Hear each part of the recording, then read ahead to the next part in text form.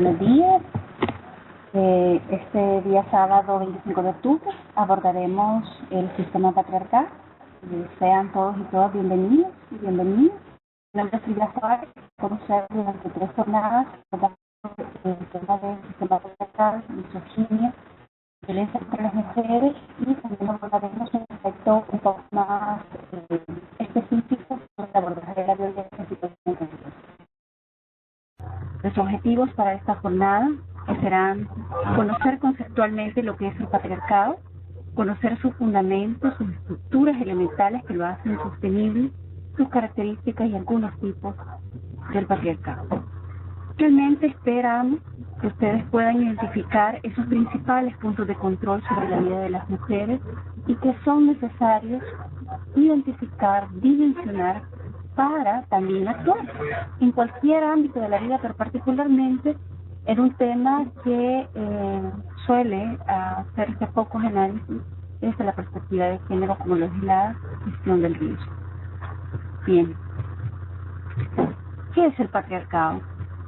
Las acepciones del diccionario resumen que, digamos, dan un par de acepciones que podemos leer. Dice: persona que por su edad y sabiduría ejerce autoridad en una familia o una colectividad.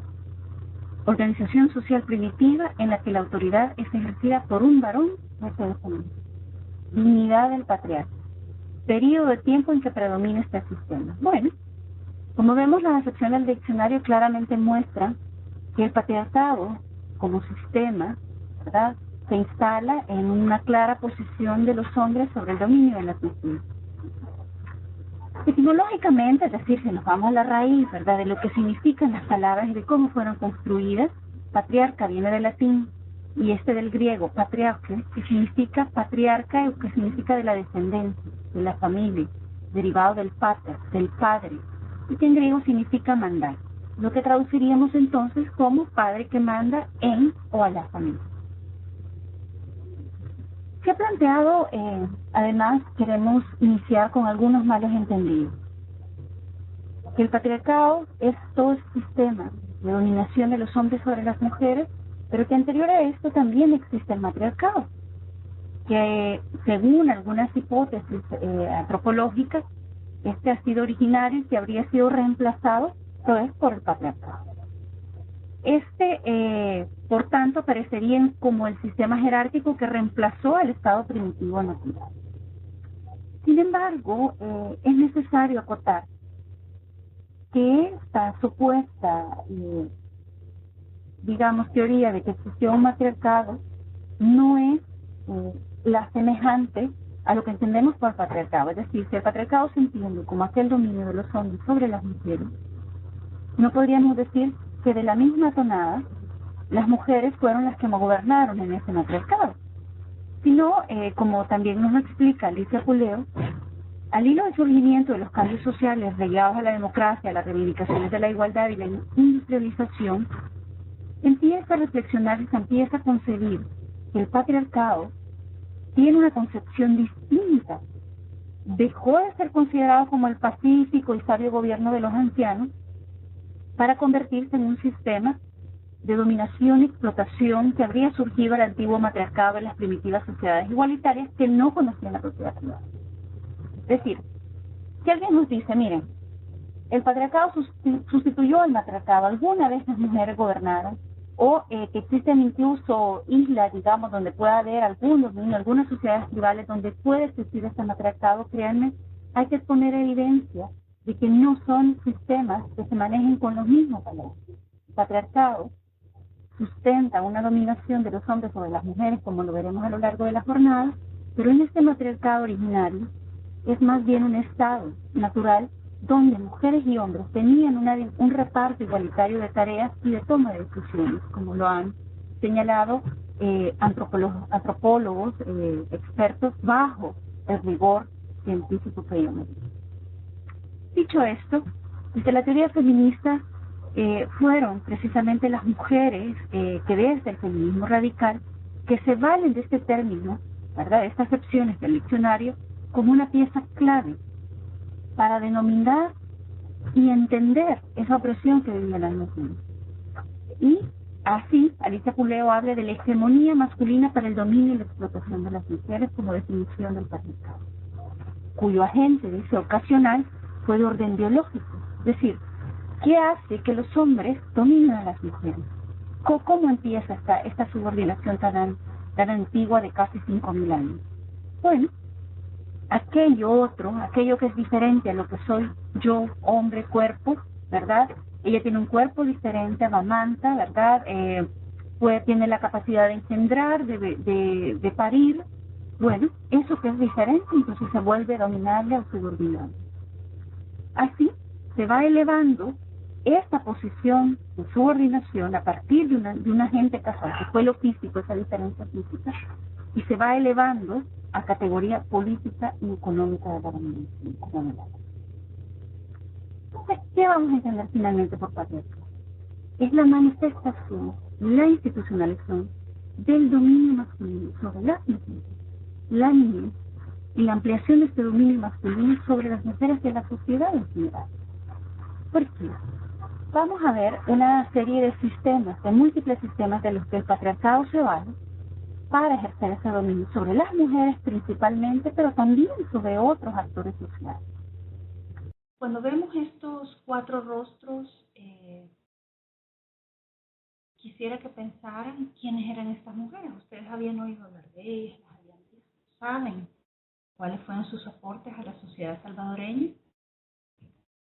Ahí tenemos a Manuela Antonia Arce, 1783.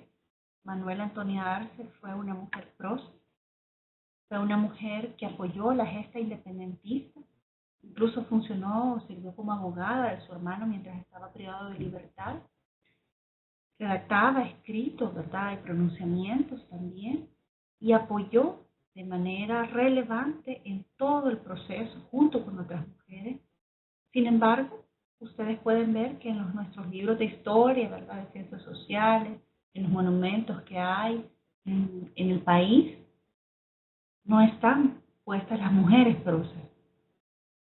Luego tenemos a Antonia Navarro, que fue la primera mujer en ir a la universidad y en estudiar una carrera que no era la carrera tradicional que hubiesen estudiado las mujeres, como era topografía.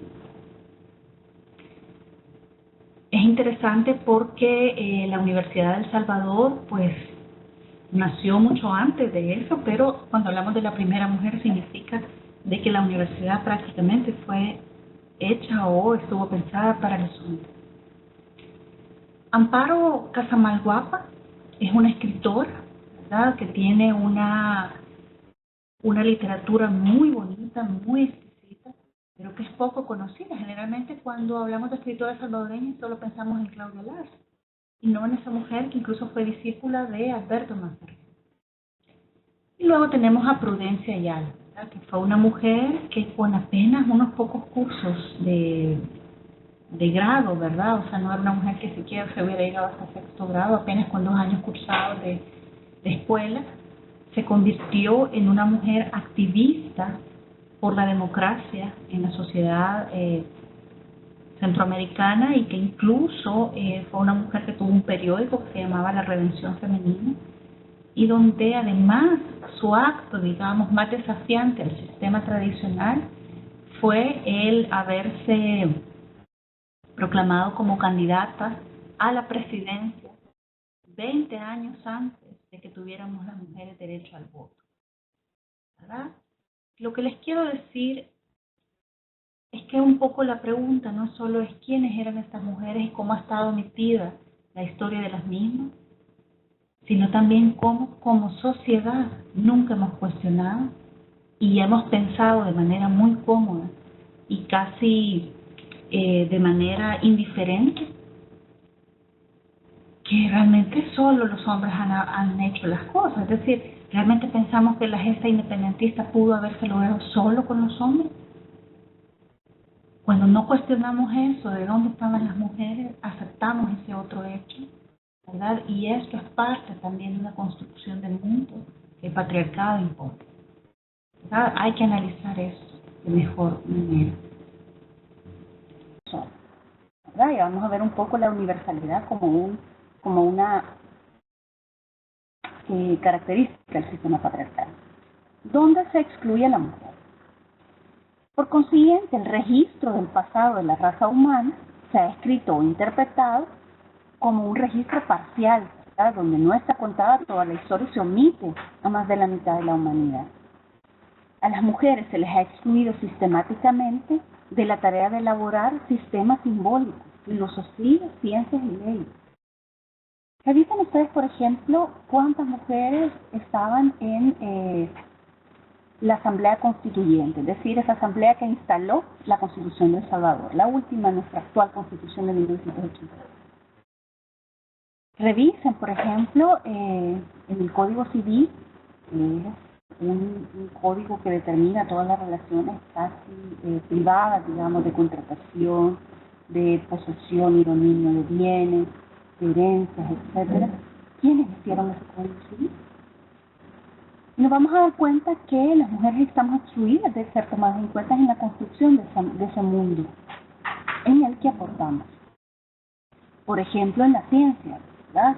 Generalmente estamos excluidas, ¿verdad? O suele pensarse que las mujeres y la ciencia estamos dedicadas a limitadas a ciertas áreas de la ciencia, ¿verdad? Que tienen que ver más con la medicina, pero que, por ejemplo, si hablamos de robótica, si hablamos de aeronáutica, por ejemplo, las mujeres suelen estar excluidas. No construyen esos símbolos, además, si ustedes se fijan.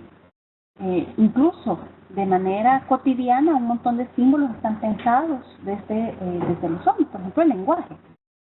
Buenos días a todos, ¿verdad? Y con eso debemos entender que estamos incluidas las mujeres, es decir, nos preguntaron eso, nosotros decidimos eso, cedimos esa parte, o es parte de esa decisión de que las mujeres no tenemos voz para nombrar al mundo. A partir de eso, el fundamento político, ideológico del patriarcado justifica su dominación en la diferencia biológica.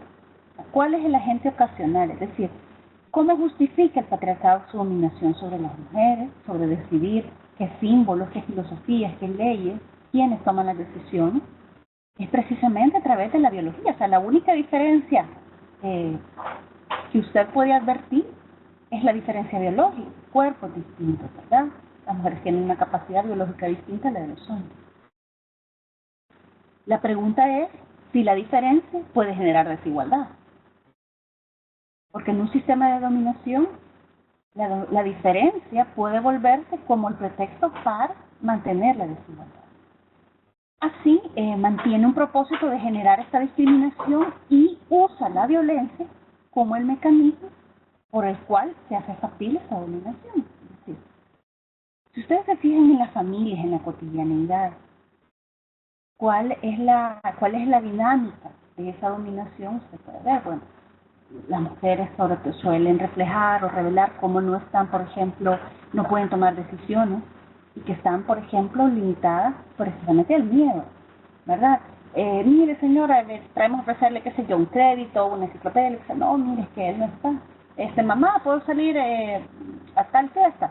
Es que si tu papá dice que sí, es sí, ¿verdad? Entonces siempre está combinado. ¿Por qué no podemos tomar la autonomía de las decisiones? Porque hay un miedo a que el uso de la violencia que está permitido para los hombres contra las mujeres pueda hacerse efectivo y cumplir con ese mandato de dominación. Bien. Las características del sistema patriarcal. Es un orden simbólico, ¿verdad? Es decir, el sistema patriarcal no está escrito, o sea, no hay un código de dominación masculina sobre las mujeres. Si ustedes se van a la Constitución, no van a hallar ninguna disposición que diga, miren, los hombres pueden someter a las mujeres, pueden obligarlas a ir donde ellas vayan, etc. Es un poder subterráneo, es un poder que está inscrito pero no escrito. ¿Sí? Se puede decir cómo, por ejemplo, si ustedes se fijan, por ejemplo, la ley del nombre de la persona natural. Hay una disposición que dice que la mujer casada puede cambiar su nombre, utilizando el apellido de su marido a continuación de su apellido de soltera, haciéndolo acompañar de la particular. Yo les pregunto, ¿tienen una razón válida de por qué las mujeres deben cambiar su identidad al casarse. ¿Mm? Si estamos hablando de igualdad, podríamos pensar que también los hombres podrían hacer esto, pero es una disposición que es exclusiva para las mujeres. ¿Mm? Entonces vemos cómo no hay un código de dominación, pero hay un poder simbólico que está inscrito. Por ejemplo, yo recuerdo esta anécdota mucho cuando mi abuela, por ejemplo, estaba adolescente y ella me decía, hija, por favor cuídese, ¿verdad? Que usted solo una vez vale. Me decía algo con un mensaje, o sea, se refería claramente al tema de la virginidad. Que yo iba a valer mientras era virgen, que me cuidara, ¿verdad? Que eligiera bien, que no esperara el matrimonio. Pero no me lo decía de manera clara. Me daba una frase sin decírmela claramente y yo la entendí, aunque no me la dijera claramente, entendía perfectamente el mensaje. Este tipo de símbolos, por ejemplo, cuando usted ve este tipo de expresiones que detrás de todo hombre hay una gran mujer, hay toda una serie de simbolismos sobre eso. Entonces, es un poder que está ahí cotidianamente, pero que si ustedes se fijan, nadie hace alusión a él. O sea, ustedes no van a escuchar en los discursos políticos, por ejemplo, y hablábamos del poder, o sea, hablan, por ejemplo, del capitalismo como una expresión económica de dominación del clasista, si ustedes quieren. Podemos hablar de si usted hablamos de, por ejemplo, del sistema racial, ¿verdad? Usted puede ver en los discursos esa situación. En el sistema, por ejemplo, de dominación, incluso de edad, ¿verdad? Las personas adultas contra la niñez. Pero cuando se refiere a las mujeres, casi nunca ustedes van a escuchar la palabra patriarcado. Revisen el periódico, revisen la literatura que ustedes suelen leer, digamos, y se van a dar cuenta que la palabra patriarcado casi que está omitida del lenguaje y de los discursos de los hombres. Entonces, parte de todo ese esquema donde es un poder inscrito, pero no escrito, ¿verdad? Ahí tenemos, ¿verdad? Que, como dicen, ¿verdad? Si ustedes ven como instituciones de dominación que están mandatadas a través de códigos, como el Decálogo, el Corán, ¿verdad? El Código de Hammurabi, usted se va a dar cuenta de que hay ciertas esquemas de dominación. Pero, en el caso del patriarcado no está en ningún código específico de dominación, pero prevalece en la memoria del colectivo, dice universal, a través de un consenso social en un fuerte pacto entre los hombres. También este pacto no lo vamos a encontrar escrito. Usted se fija, ¿vale? Usted llega, por ejemplo, denuncia una situación de acoso sexual, por ejemplo, y generalmente usted va ante su jefe y dice, mira, fíjate que fulano de tal, ¿verdad? Está ejerciendo esta expresión de violencia, está acosándome, me siento incómoda y eso. Y entonces ese jefe generalmente empieza a decir, bueno, pero mira con vos como venís vestida, ¿verdad? Usted va a la policía y le dice, mire, vengo a denunciar a mi marido porque está gritándome, llega ebrio, no sé qué. ¿Y usted qué le hizo? Entonces, esas frases tan cortas evidencian ese pacto entre los hombres. O sea, que es como esa lógica de pensar, bueno, ellos pueden golpearlas, son ellas las que no deben provocar. O sea, es decir, hay un pacto no escrito entre los hombres de esa manera. Incluso que atraviesa cualquier otra diferencia entre los mismos hombres. Por eso habla de un consenso social, ¿verdad? Universal. Les pongo este ejemplo. En una calle, un hombre, qué sé yo, albañil, un trabajador, un vendedor, y va pasando un vehículo del año, una camioneta en la cual va un alto ejecutivo, y en el semáforo de repente se atraviesa la calle una mujer con esos cuerpos socialmente valorados y ese estereotipo de belleza y de símbolo de cosa sexual, ¿ya? Ambos se miran a los ojos, o sea, ambos se miran, se voltean a ver y con una simple mirada la miran a ella y quizá expresen diferente, pero la miran de pie a cabeza, ejercen incluso un símbolo, un silbido, incluso le llegan a decir una palabra y hay un pacto entre ellos, de que ambos, siendo hombres, tienen una misma visión sobre lo que significa ser mujer y sobre ese cuerpo, ¿verdad? No necesitaron escribirlo en un contrato, no necesitaron ir a consultar ese código oscuro de dominación, sino que es ese lenguaje que todavía está ahí como un pacto que está inscrito pero no escrito, ¿verdad? Así, ¿qué pasa? ¿Por qué este elemento es tan importante advertirlo? Porque cuando las cosas no están dichas claramente, no podemos atacarlas o digamos o eliminarlas de tal suerte. Si yo, por ejemplo, descubro, por ejemplo, la ley del nombre que les mencionaba, yo puedo pedir a la Asamblea ahora una reforma basada en el principio de igualdad de la Constitución y basada en la ley de igualdad, equidad y erradicación de la discriminación contra las mujeres. Y probablemente va a desaparecer. Sin embargo, eso que no está dicho claramente, ¿cómo yo lo cuestiono? ¿Cómo lo desaparezco del lenguaje universal? Es mucho más difícil. Entonces, eso impacta terriblemente porque las mujeres estamos generalmente luchando contra algo que vivimos, pero algo que no podemos señalar fácilmente, digamos. Y por ejemplo, el tema del acoso, porque no, pero si yo no te estaba acosando, ¿verdad? Yo te estaba chuleando, ¿verdad? Es una exageración. Y suelen dejarse a materia de subjetividad, ¿verdad?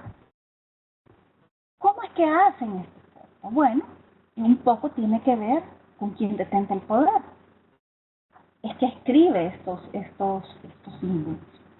Quienes detentan el poder dice que no somos las mujeres, diseñan las normas que son instituciones. Y eso se convierte en el status quo, ¿verdad? Las mujeres que no participamos del establecimiento del sistema normativo fundacional de la República, como es la Constitución, ¿verdad? Sin embargo, ese se vuelve el status quo. O sea, este país se rige por esas leyes. Quienes detentan el poder dicen que no somos las mujeres, escriben esas constituciones. Quienes detentan el poder crean unos sistemas políticos que no los diseñamos las mujeres y excluyen a las mujeres de su participación. Imagínense ustedes cuántos años llevamos a hacer una república, cuántas elecciones han habido, como ese mecanismo democrático de representación ciudadana y de soberanía en el pueblo. Sin embargo, hasta este año se ha hecho la reforma sobre la ley de partidos políticos, 2014. ¿Qué les indica eso? En el resto de elecciones de mujeres, o sea, no es casual que de 84 diputaciones, menos de 25 estén en las mujeres, incluyendo las mujeres suplentes. No es casual que en todo el gabinete hayan más hombres que mujeres. No es casual que en el Tribunal Supremo Electoral, que en el Consejo Nacional de la Judicatura, que en la Corte Suprema de Justicia hayan más hombres que mujeres. Porque claro, ellos primero establecen qué es lo que cuál es la norma que va a regir al país. La Constitución y estas leyes. Ok. Luego, a la hora de hacer esas leyes, las mujeres no participamos. Y luego, esas leyes determinan el sistema político por el cual se va a representar la toma de decisiones. Y ahí tampoco están las mujeres. Entonces, es una cadena que se va construyendo para excluir a las mujeres. Como les decía, podemos ver la evidencia de esto en nuestra historia republicana. Hemos tenido 13 constituciones. De esas 13 constituciones, 10 constituciones le negaron a las mujeres el derecho al voto y el reconocimiento como ciudadanas. Es decir, que nuestra historia de igualdad formal en la ley no es tan antigua. Es apenas 1950. Donde se establece por primera vez que las mujeres podían votar. Y pudimos votar en las elecciones de 1952, pero era un voto, no era el voto universal de las mujeres, sino que eran las mujeres que tuvieran estudios académicos y que fueran mayores de cierta edad y que tuvieran autorización de sus maridos o de sus padres, por ejemplo. Es hasta la de 1952 donde ya se establece el voto universal, ¿verdad? Y en la de 1983 donde se establece, ¿verdad?, que en el artículo 3 todas las personas son iguales ante la ley. Por ejemplo, ¿qué decía en esta primera constitución de quiénes son ciudadanos? ¿Quién tiene esa categoría de ciudadanía que es capaz de establecer, de participar en la toma de decisiones y ser visible en esa toma de decisiones? Vean que en 1841 el artículo de la Constitución decía: son ciudadanos todos los salvadoreños mayores de 21 años que sean padres de familia o cabezas de casa, que sepan leer y escribir o que tengan la propiedad que designa la ley. ¿Quiénes creen ustedes que podrían ser ciudadanos a partir de estos requisitos? ¿Sí? ¿Han oído ustedes ese mandato de nuestras abuelas que dicen, bueno, yo soltera de mi papá, casada de mi marido y viuda de mis hijos? La visión de las mujeres y el tutelaje. No podíamos ser las cabezas de casa. También las que sepan leer y escribir. ¿Saben que para ese periodo había apenas una escuela para niñas en San Salvador, que tampoco era de acceso universal a todas las mujeres o niños? Y que también tenía una currícula educativa distinta a la que tenía la de los hombres. Era básicamente se les enseñaba cómo, casi que era el manual de la buena esposa, ¿verdad? Ustedes incluso pueden escudriñar en documentos de sus abuelas y eso, incluso aparecen todavía materias en la currícula de las mujeres que eran oficios mujeriles, bordados, ¿verdad? Ese tipo de cosas. Incluso cocina, el comportamiento, el tejer, ese tipo de cosas. Y uno dice, bueno, estas son normas que ya están derogadas y que ya, pues sí, en la época de mi abuela, pero ahora ya no. Ahora ya todos y todas accedemos a la misma educación. Dicho esto, les pregunto, ¿por qué todavía existen colegios de niños, colegios solo de niños? Si estamos pensando que la educación no tiene ninguna diferencia, ¿por qué desagregar a la población? ¿Sí? Bueno, es una pregunta que nace para demostrar que no siempre están abolidas todas estas prácticas, ¿verdad? Si yo voy a educar a niñas con la misma currícula que a los niños, ¿tiene algún caso separado? ¿Hay algo que se enseña distinto a los niños como para que yo no pueda abrir un colegio de niños para las niñas, por ejemplo? Todavía hay muchos colegios existen. Bueno, otra de las características de la masculinidad del patriarcado es que evidenciamos esa masculinidad hegemónica y universal, ¿verdad? Es decir, ¿qué significa ser hombre en la sociedad? Y parte de esa universalidad, es decir, el del yo masculino. El hombre se presenta, ¿verdad?, como un término aparentemente neutro, donde se permite ser la representación del mundo y quien tiene voz para nombrar ese mundo. Como les decía, por ejemplo, en el lenguaje sexista, ¿verdad?, donde se dice los hombres son los que representan a toda la población. Por ejemplo, este libro, si ustedes ven esa portada, dice Historia Universal. Cuando usted abre ese libro, se da cuenta que en realidad es la historia de los hombres. Apenas aparecen un par de casos muy excepcionales en este libro. Pero en general es la historia de los hombres. Sin embargo, la denominación que le dan es universal, ¿verdad? Y así podemos ver un montón de ejemplos cotidianos. Celia Amorós considera patriarcado y sistema de género como sinónimos, ya que sostiene que un sistema igualitario no produciría la marca de género. Es decir, si realmente las personas somos iguales, es irrelevante si somos hombres o mujeres.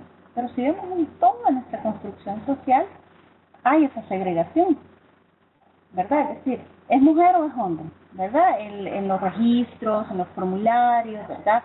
En todo, en el sistema educativo, en el sistema de formación, no solo de la escuela, en el sistema de formación mismo de las familias, ¿verdad? Vamos a un baby shower ¿y qué va a hacer? Una pregunta que es tan relevante si alguien nos dice que está embarazada. ¿Y qué va a hacer? ¿Por qué es relevante esa pregunta si realmente cuando nazca sabemos que va a ser igual? Un poco es ese el cuestionamiento, ¿verdad? Si somos iguales, no tendría por qué ser diferente la respuesta del mundo, ni los colores, ni los juguetes, ni la alimentación, ni los juegos, ¿verdad? Entonces dice, la oposición entre el género masculino y el femenino, asociada a la opresión de las mujeres y al dominio de los hombres en las relaciones sociales, normas y lenguaje, instrucciones y formas de ver el mundo, ¿verdad? Suele sentarse esta segregación como una expresión donde La desigualdad es la marca que hace esta diferencia. Entonces, la universalidad dice, pese a los pactos que siempre son entre hombres, dice, el patriarcado establece jerarquías entre los mismos hombres e instaura el poder del reconocimiento y el reconocimiento como poder. Es bien interesante. Ustedes han de recordar el sonado caso de el diputado Samayoa, que se había involucrado en todo un hecho de violencia contra las mujeres, en este caso contra su esposa. Fue desaforado, bueno, más o menos ustedes sabrán eso. Sin embargo, para mí fue muy sorprendente cómo, a pesar, o sea, aunque usted no lo haya visto tras una reja, creo que quedaba suficiente evidencia social, ¿verdad?, de que este hombre era éticamente cuestionable, ¿verdad? O sea, era evidente la manera incluso en que él se expresaba, esto es un delito menos grave, ¿verdad? Incluso la acusaba de que si ella visitaba moteles, etcétera, o sea, una manera de descalificar o de validar de que hay ciertas razones por las que sí se les puede pegar a las mujeres. Entonces quedaba como bien evidente su actitud misógina, violenta, machista. Sin embargo, lo sorprendente es que ustedes ven ahora cómo los medios de comunicación, por ejemplo, van y lo entrevistan. O sea, lo sientan y lo entrevistan a hablar de temas económicos, le preguntan sobre temas del presupuesto, sobre temas de seguridad. ¿Me entienden? Entonces, es una manera de decir, de darle un reconocimiento, ¿no? Donde es posible, digamos, establecer el reconocimiento como un pueblo. Por ejemplo, vean en las instituciones como la Policía Nacional Civil o los militares, en todo el mundo. Son estructuras altamente verticales, jerarquizadas, y establece, por ejemplo, esas categorías de rango. Es parte de esa expresión del poder, del reconocimiento y el poder, ¿verdad?, como dos categorías que se contraponen, o más bien se asocian para ir en esa posición de dominación sobre los hombres. El patriarcado se constituye en el poder de clasificación y discriminación, dice, entre los grupos masculinos, y determina quién tiene capacidad de reconocer y quiénes carecen de esa capacidad, ¿verdad? Pues tal como lo sostiene Celia Morós en ese libro de Hacia una crítica de la razón patriarcal, no son todos los hombres los que participan del poder, sino solo aquellos que pertenecen a ciertos grupos sociales dominantes ascendentes. Así, el paradigma de lo humano, que es el varón, blanco, rico, en edad reproductiva, sin discapacidades y heterosexual, fija el punto máximo de jerarquía respecto a cualquier otra condición variable. Entonces, las mujeres que no son parte de esa jerarquía constituyen eso otro, ¿verdad? De ahí que la subordinación se define siempre en función del varón, independientemente de la categoría que él o ella tenga. Se lo explico en este ejemplo. La mujer que comparte su condición de raza negra con el varón de su misma categoría, es decir, un hombre de raza negra, frente al máximo de jerarquía, que es el hombre blanco, ¿quién creen que de los dos va a ser más discriminado? O sea, entre una mujer blanca, entre una mujer negra y un hombre negro, ¿quién cree que va a ser más discriminado? La mujer. Si hablamos, por ejemplo, de la diversidad sexual, ¿quiénes creen que son más discriminados? ¿Los gays o las mujeres lesbianas? Claro, porque hay un punto, ¿verdad?, de jerarquía donde las mujeres siempre van a representar eso otro, ¿verdad? Vean, les pongo esta noticia. Incluso en hombres que se consideran de una menor jerarquía dentro de esa categoría, subcategorías entre los hombres, puede dominar a las mujeres de cualquier categoría.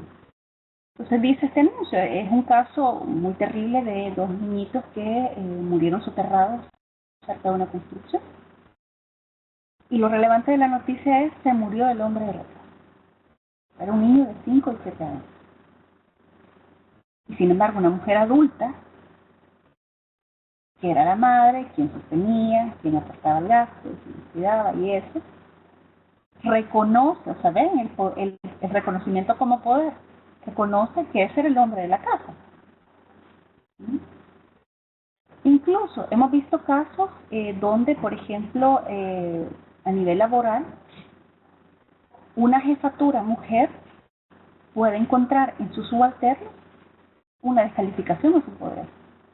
Toman las órdenes con desdén, ¿verdad? Suelen no cumplirlas, suelen cuestionarlas, se atreven a decir, mira, pero a mí eso no me parece, yo no lo quiero hacer. De manera distinta se comportan entre pares, ¿verdad? Un hombre frente a otro hombre tiene otro lenguaje y otras cosas. Entonces, a eso también se da. El patriarcado tampoco es inamovible, ¿verdad? Ya se dice inscrito en la civilización humana desde hace miles de años antes de nuestra era. Ocurrió antes de la formación de la propiedad privada de la sociedad europea. Pero al ser una convención cultural y social, está sujeta a los cambios, ¿verdad? A la ratificación, a la reforma o a la sustitución. ¿Ven qué interesante?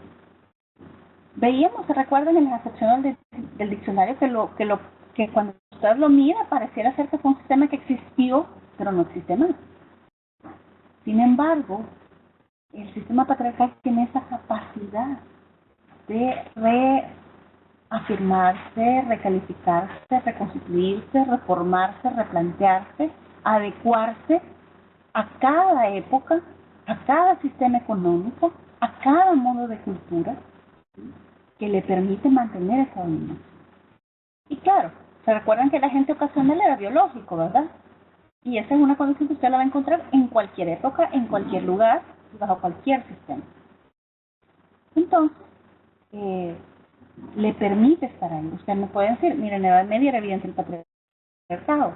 En la edad, por ejemplo, la modernidad también, el iluminismo también, en la posmodernidad también. ¿Existe? ¿De la misma manera? No.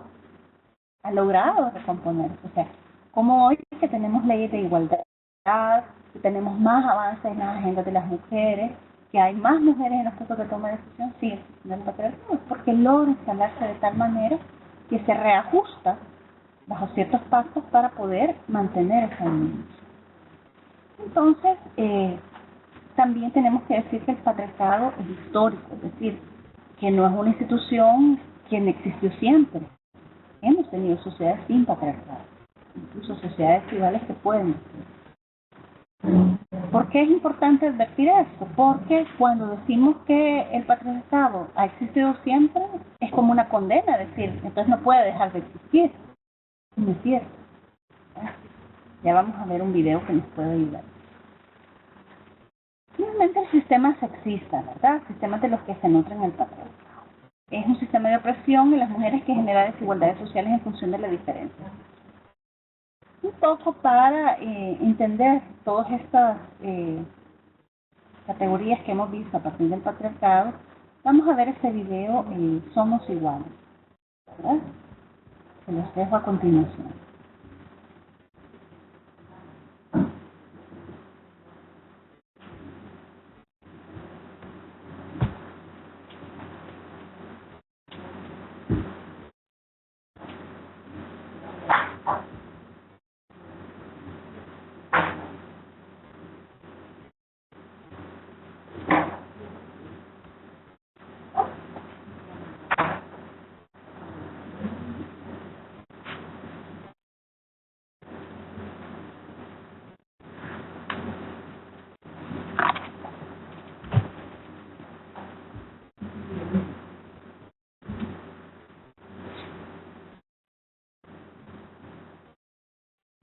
Bien, ahora que hemos visto este video, podemos advertir, ¿verdad?, cómo existieron sociedades, ¿verdad?, que pudieron vivirse en el patriarcado como un reparto distinto de poder, ¿verdad? Incluso las tareas eran repartidas, pero el poder también era repartido.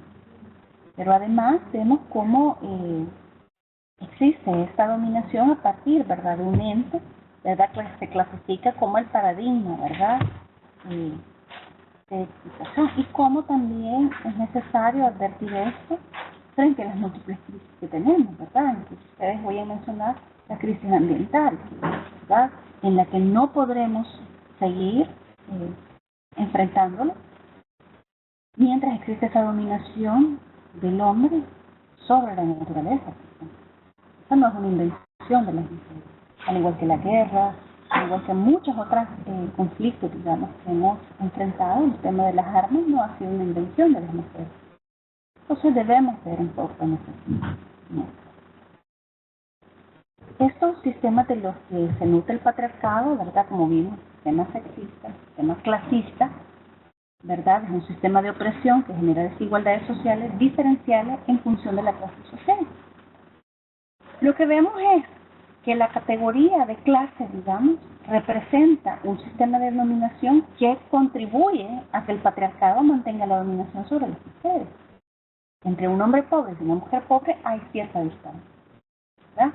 Por ejemplo, ¿quiénes son las que padecen más los efectos de un sistema económico desigualitario, ¿verdad?, donde el reparto de bienes está claramente en manos de pocos, ¿verdad?, y en el que se excluye mucho de la participación, de las riquezas y del desarrollo. Entonces vemos quiénes la enfrentan más. Por ejemplo, si hablamos del acceso a la salud, la mortalidad materna es una de las primeras causas, ¿verdad?, por las que las mujeres pueden morir. Quienes tienen el menor acceso a la educación.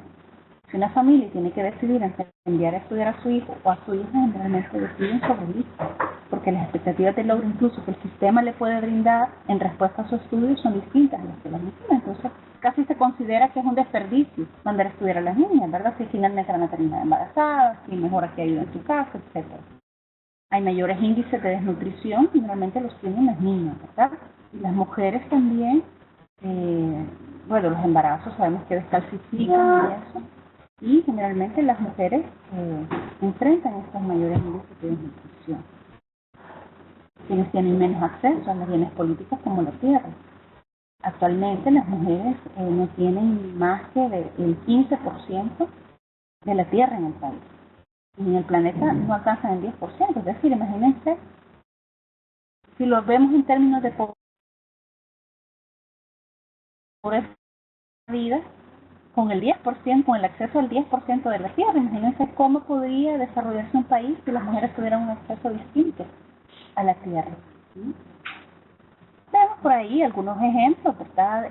Como por ejemplo este caso de este informe de una mujer donde los motivos más importantes para no acceder a la educación, a la atención médica, las mujeres mencionan como la falta de un proveedor de salud y el costo de su tratamiento, ¿verdad? Entonces vemos que no tener dinero para el tratamiento es como de las primeras causas, sobre todo, ¿verdad?, en países en situación de pobreza. Es decir, ¿puede ser determinante la pobreza para que las mujeres accedan menos al desarrollo? Sí. Entonces, está permeado por el sistema patriarcal, pero está permeado también por el sistema de clase. Sistema racista, ¿verdad? También hay que tomar en cuenta que si el paradigma del patriarcado de mayor valoración es el hombre blanco occidental, todo lo que eso contraría es de un menor valor y particularmente las mujeres. Por ejemplo, el censo del 2007 arrojó que hay una población de alrededor de 7.000 personas afrodescendientes en el país. De estas, alrededor de 4.000 son mujeres. Existe una total invisibilización, no se reconoce que tenemos otras razas que no sean la raza de descendencia blanca. Sistema heterosexista también, ¿verdad?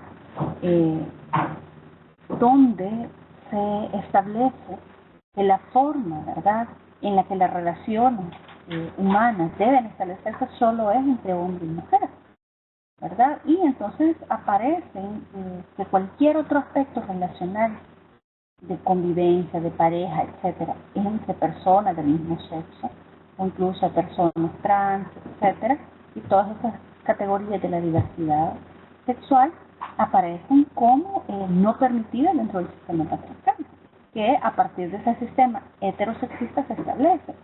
Y lo vemos muy claramente cuando la Constitución habla del matrimonio, ¿verdad? Ya vamos a ver que también el matrimonio es ese ejemplo de la inscripción del poder.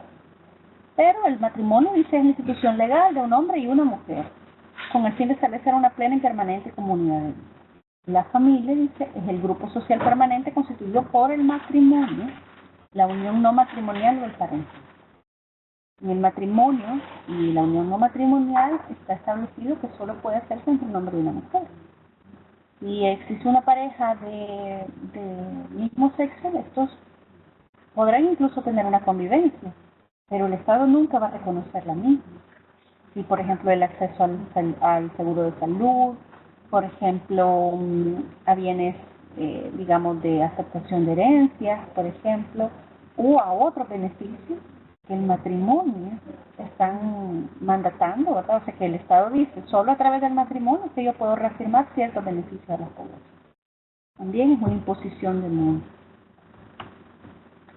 Realmente el sistema adultocentrista, ¿verdad? Es el sistema de opresión que genera desigualdades sobre la función de las diferencias de edad.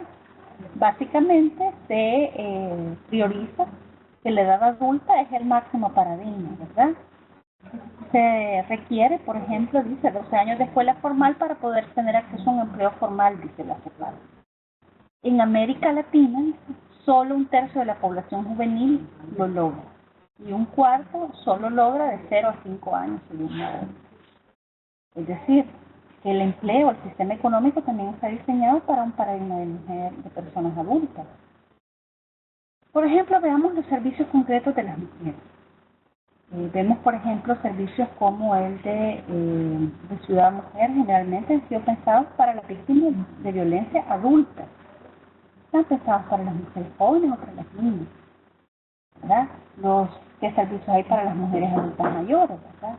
Siempre en los extremos de la vida suele haber mayores limitantes en el acceso a recursos y servicios. Pues la edad se vuelve un ente determinante en nuestro sistema adulticio, ¿verdad? Ahí vemos algunos ejemplos de la brecha educativa que puede haber también. En el tema de ingresos, ¿verdad? Según este informe del Observatorio de la CEPAL, la población mayor de 15 años no estudian y que no tienen ingresos, ¿verdad? Para el 2008. Evidentemente, son las adolescentes las que tienen esta peor condición. Bueno, los tipos de empleo, hay dos tipos, o sea, podemos advertir dos tipos. El patriarcado de coerción, que son los que se estipulan por medio de leyes o normas consuetudinarias sancionadoras con violencia, aquello que está permitido y prohibido a las mujeres, ¿verdad? Por ejemplo, vemos en el Código Civil de 1860, se dice, por ejemplo, de que cualquier persona que esté privada de libertad, dice, un juez podrá hacerla poner en libertad haciéndose valer de la fuerza pública, de una conducta prohibida. Pero, dice, se exceptúan las correcciones domésticas. Es decir, que si quien me tiene privada de libertad era mi marido, nadie podía meter, ¿verdad? Dice, quien mata a su cónyuge es parricida. Pero el marido que sorprendiendo en adulterio a su mujer la matara a esta en el acto, ¿verdad? Tendrá solo la pena del destierro o quedará exento de pena si solo son lesiones graves. Estaba establecido en las normas que había razones por las que se podía corregir a las mujeres, que podía hacer uso del derecho de corrección y que además, ¿verdad? También estaba mandatado por ley y hacer ese uso de esa violencia legalizada, legitimada, etc. Vemos entonces que el Código Civil hablaba de una institución que se llamaba toda la potestad marital, que es los derechos que tienen los hombres sobre los bienes y personas de la mujer. Vamos a ver en una clase más adelante.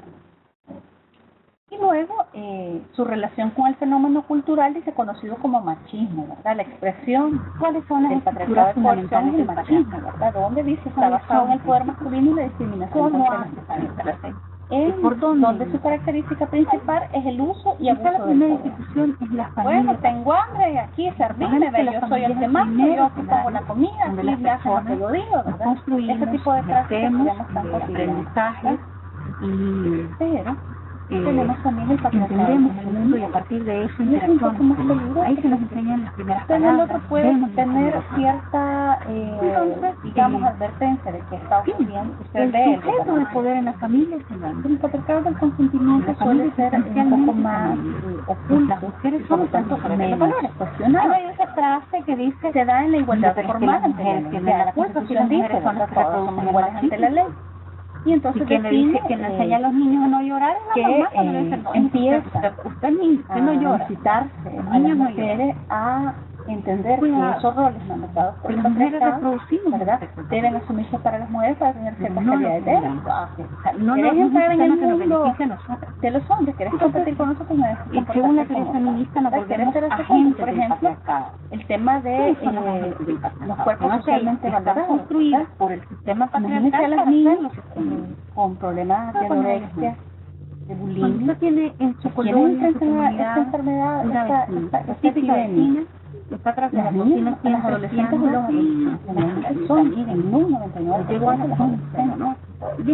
Porque sobre ellas el patriarcado se ha encargado a través de los medios de comunicación, ¿verdad?, de bombardear claramente que la categoría, que el sistema acepta es ese cuerpo, ese estereotipo de delgadez, ¿verdad?, y de atender pelos lacios, los ¿verdad?, mandatos. toda la diversidad de formas está ya ¿Qué pasa? Las mujeres que no son agentes del patriarcado. Entonces las niñas entran el patriarcado entiende a ese juego de entender que, claro, yo quiero ser alguien de otras, debo entrar en esos roles, debo entrar en esa disidente, y al volverse disidente yo puedo como los occidentales contemporáneos que incitan a los roles sexuales a través de imágenes atractivas y poderosos mitos vinculados a en gran parte por los a ellos. ¿Por qué ellos no se dan? Voy a dejarles un link al final para que lo puedan, más que no diciéndole a la hija, que lo puedan revisar. Sobre esos de verdad, estereotipos no como medios de comunicación, pueden estar un poco mejor. ¿Por qué? Porque el patriarcado le va a pedir cuentas a él. También la hija para este sistema. El patriarcado es de muchas estrategias. Si ella no lo hace, se va a convertir igual cuando en la una mujer mujer subordinación una mujer fácil, entre la mujer y el hombre de una misma categoría, e indirecta o simbólica cuando la subordinación de la mujer se da en relaciones a un varón perteneciente a una categoría, ¿verdad? Pasas a ser incluso por lo tanto está legitimado el porcentaje para corregir nada especial de casos reporta el sistema judicial. Mira, las mujeres son más crueles que los hombres, pero es que las mujeres como mecanismo de sobrevivencia tienen que o ser de hermanas mayores contra las hermanas menores, por ejemplo, menores que usted puede decir como siendo, contra hermanas mayores que usted puede decir como siendo mayor en edad, mayor en qué sé yo, poder, acceso a recursos, todavía aún así puede dominar. Bueno.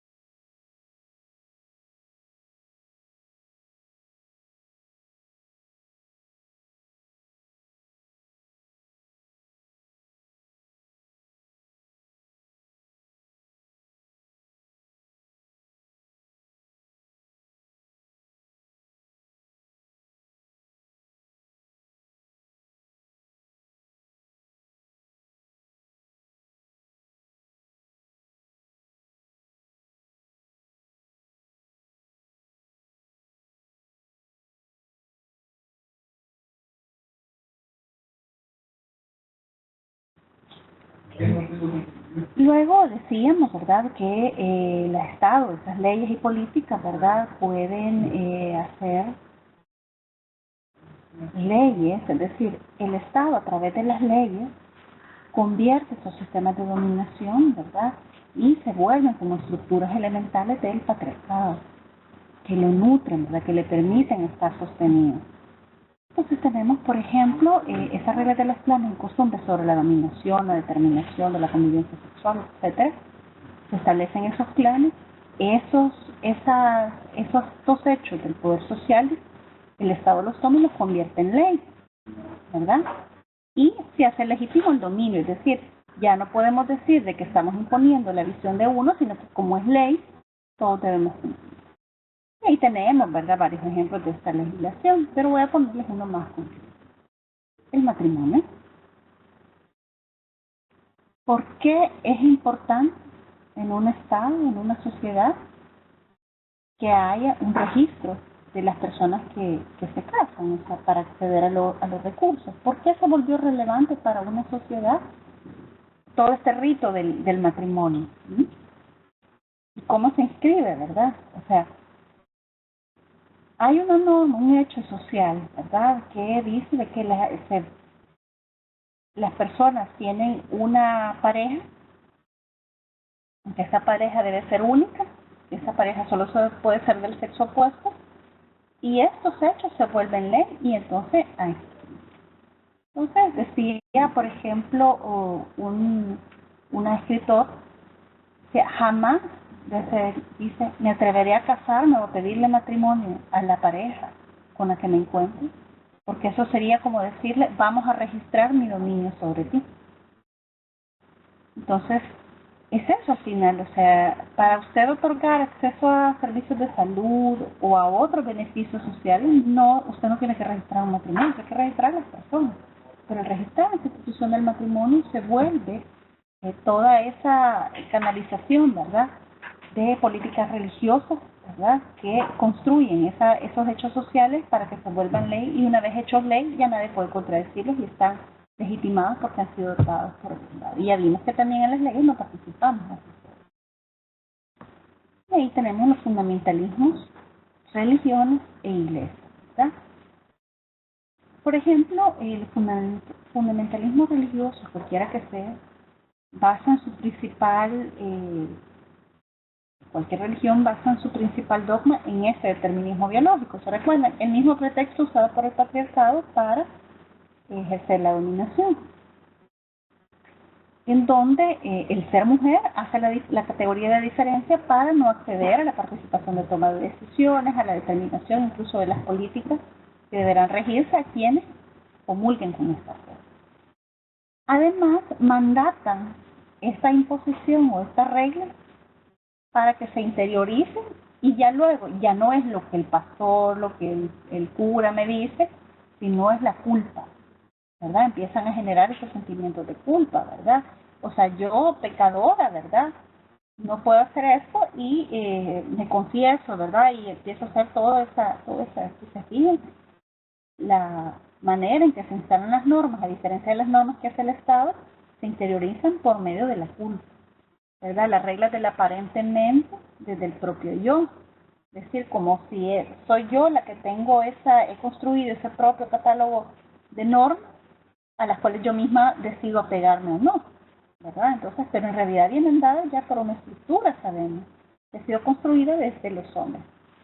También dice, generalmente, y es una cosa que se cuestiona, cómo es que solo te ofrecen, digamos, a cambio de eso te ofrecen un mundo de felicidad, pero es un mundo de felicidad que solo va a existir para quienes comulguen con estos principios, ¿verdad? Y la tradición que hay sobre el pronunciamiento, sobre todo lo relacionado con la sexualidad de las mujeres. En todas las religiones hay un esquema de reglas que tienen que ver con los límites de la sexualidad de las mujeres, no los hombres, de las mujeres. Vean ustedes, cuando se habla de que las mujeres tienen que ir al matrimonio en ese rito de blanco, está de blanco, ¿verdad?, y va a casarse, tiene que llevar como un símbolo, ¿no? De pureza. Se les pide a los hombres que vayan de blanco. ¿Sí? Se les cuestiona a los hombres sobre la dignidad. Entonces, si no se puede hacer esto, es un símbolo de que la sexualidad está prescrita para las mujeres, ¿verdad? Por ejemplo, muchos casos de mujeres que, con el tema del adulterio, por ejemplo, es claramente reprochable para las mujeres, pero es perdonable para los hombres.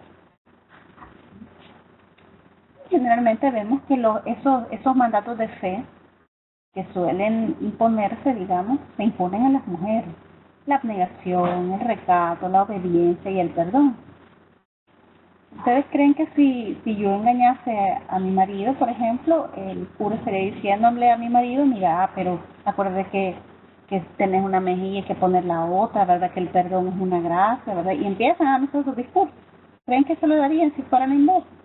Probablemente no. Revisen ustedes, por ejemplo, analicen cuando estamos en misa y está quiénes hacen la fila en el confesionario. ¿Quiénes están con la culpa que no la aguantan? Generalmente son las mujeres. Son las que casi no se confiesan. Porque ellos no tienen interiorizada esa culpa. Y porque esos mandatos de la abnegación, ¿verdad? No, las mujeres, mire, si ella se quita el pan de la boca por sus hijos. Esa es una buena mujer. ¿Verdad? El recato, ¿verdad? O sea, no, mire, usted no puede entrar a la iglesia toda destapada, descubierta, enseñando todo. ¿Qué es eso? Son normas de las mujeres. La obediencia, ¿verdad? No, que mire, usted le debe de obediencia a su marido, ¿verdad? Él es la cabeza del hogar. Si usted va a llegar noche, tiene que avisarle, ¿verdad? No es al revés. Y el perdón, ¿verdad? Que es un arma interesante, ¿verdad? Si todo en esta vida se puede perdonar, lo podemos hacer. Pero en el caso de las mujeres, el perdón es relativo en ese sentido. Bueno, tenemos esta estructura tan elemental para el patriarcado como es el sistema económico. El mercado y en el sistema capitalista, el mercado y la economía son dos agentes que imponen mucho esa dominación que el patriarcado le da. Por ejemplo, la propiedad privada, ¿verdad? Ya sabemos que es un bien político. Por ejemplo, la tierra es un bien político. Quien tiene la tierra tiene poder. Es claro, sustraer a las mujeres de ese poder a través del mercado está bien. Ya veremos en próximas clases cómo el Código Civil incluso prohibía a las mujeres el acceso a la tierra. El sistema económico, todos en general responden al patriarcado. O sea, no hubo menos patriarcado en el sistema feudal o incluso en sociedades tribales, por ejemplo, todos los beduinos y eso. En una exploración que incluso ellas tienen más acceso a recursos, son ellas las dueñas de los ganados, de las tierras y todo eso, pero tienen menos poder. O sea que, aunque se pueden volver agentes, pero particularmente el sistema capitalista y su expresión neoliberal son las que más han acentuado la dominación sobre las mujeres y particularmente sobre sus cuerpos. Los medios de comunicación, la publicidad y la información invaden una visión del mundo donde las mujeres ya tienen un rol definido, ¿verdad? A través de la violencia simbólica también, como ya vamos a ver cuando veamos la misoginia. El fenómeno de la moda, por ejemplo, que invade nuestra concepción de valores morales y estéticos, ¿verdad? Que tienen que acercarse a un modelo de valor bursátil, ¿verdad? Yo soy bonita porque tengo más gusto, soy más alta, soy pelo lacio, ¿verdad? Soy rubia, soy blanca, etcétera.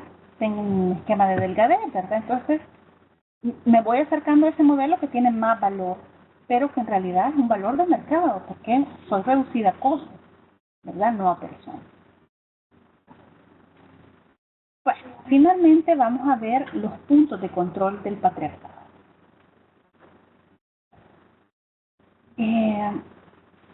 Los puntos de control del patriarcado, ¿verdad? Junto a esas categorías se encuentra la política sexual y las relaciones de poder que se han establecido entre varones y mujeres sin más razón que el sexo y que regulan todas las relaciones. Es decir, frente a esa categoría de que la biología, ¿verdad?, de que ser diferente biológicamente nos coloca en esa posición de desventaja y subordinación, se suma una política sexual para las mujeres que va a permitir esa dominación.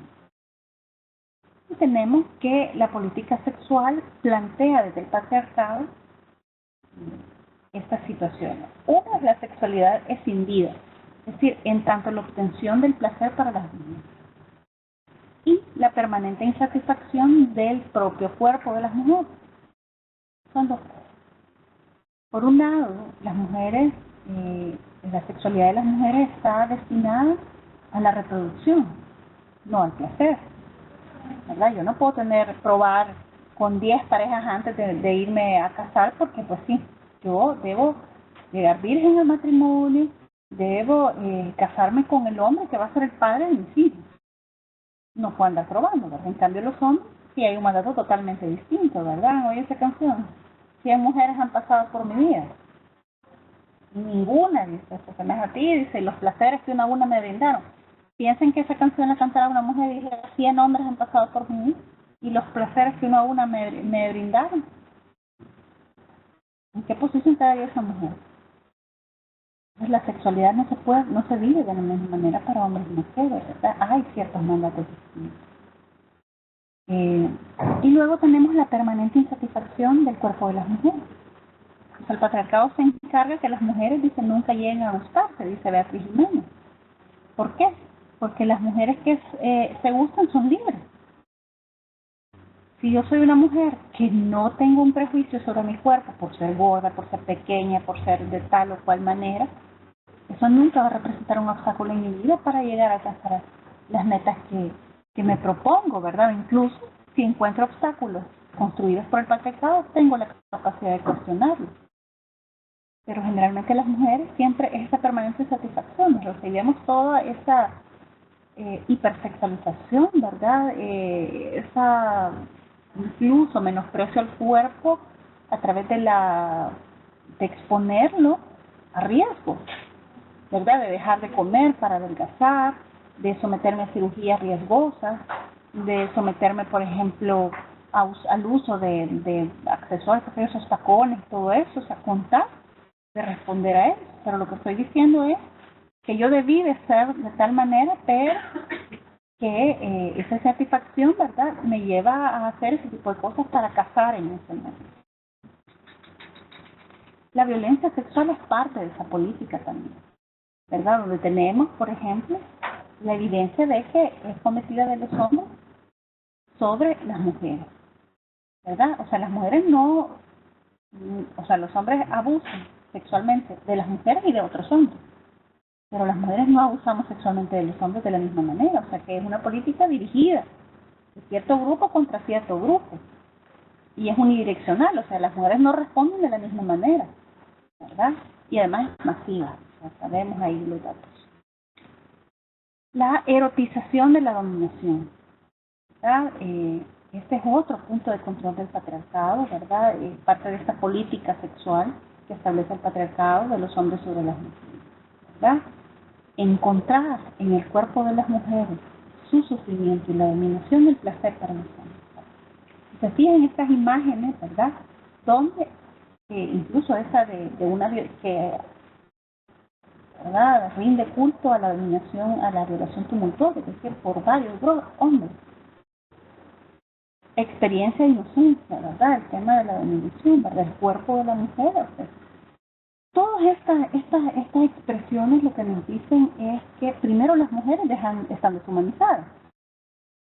Son cosas, ¿verdad? Reducirse a cosas, usted no tiene derecho, ¿verdad? Pasa a ser un ente, digamos, donde ya no es posible que usted opine sobre lo que le gusta o no, sino que otros definen sobre usted si usted cumple cierto rol, ¿verdad? Y tenemos, por ejemplo, también como esa exposición de la desnudez del cuerpo de las mujeres en la publicidad, en los medios, ¿verdad?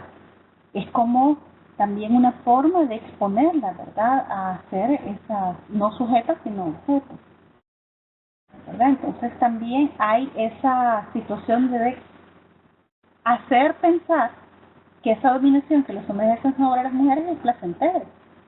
Entonces, por ejemplo, la gente tiene la idea de que la violación es responde a un deseo irrefrenable de controlar la sexualidad y los impulsos sexuales, ¿verdad? O sea, como Dice, no, pues es que como él es hombre, pues sí, dice, y mira, ya andado ahí de provocativo, entonces ni modo, ¿verdad? Cuando no es cierto, la violación es una acción de poder. Y si no fuera un acto de poder, y fuera una cosa incontrolable, un hombre que de verdad tiene ya sus hormonas, no le permiten, ¿verdad? Pudiera tener sexo con otro hombre, con una silla, con la cosa que está enfrente. Porque como no lo puede controlar, pero cuando se dirige sobre las mujeres, elige a su víctima, elige el momento, incluso lo hace frente a otros, es para demostrarle a otros el poder que tiene. Entonces, tiene que ver con que desmitifiquemos que son actos de placer, en realidad son actos de poder.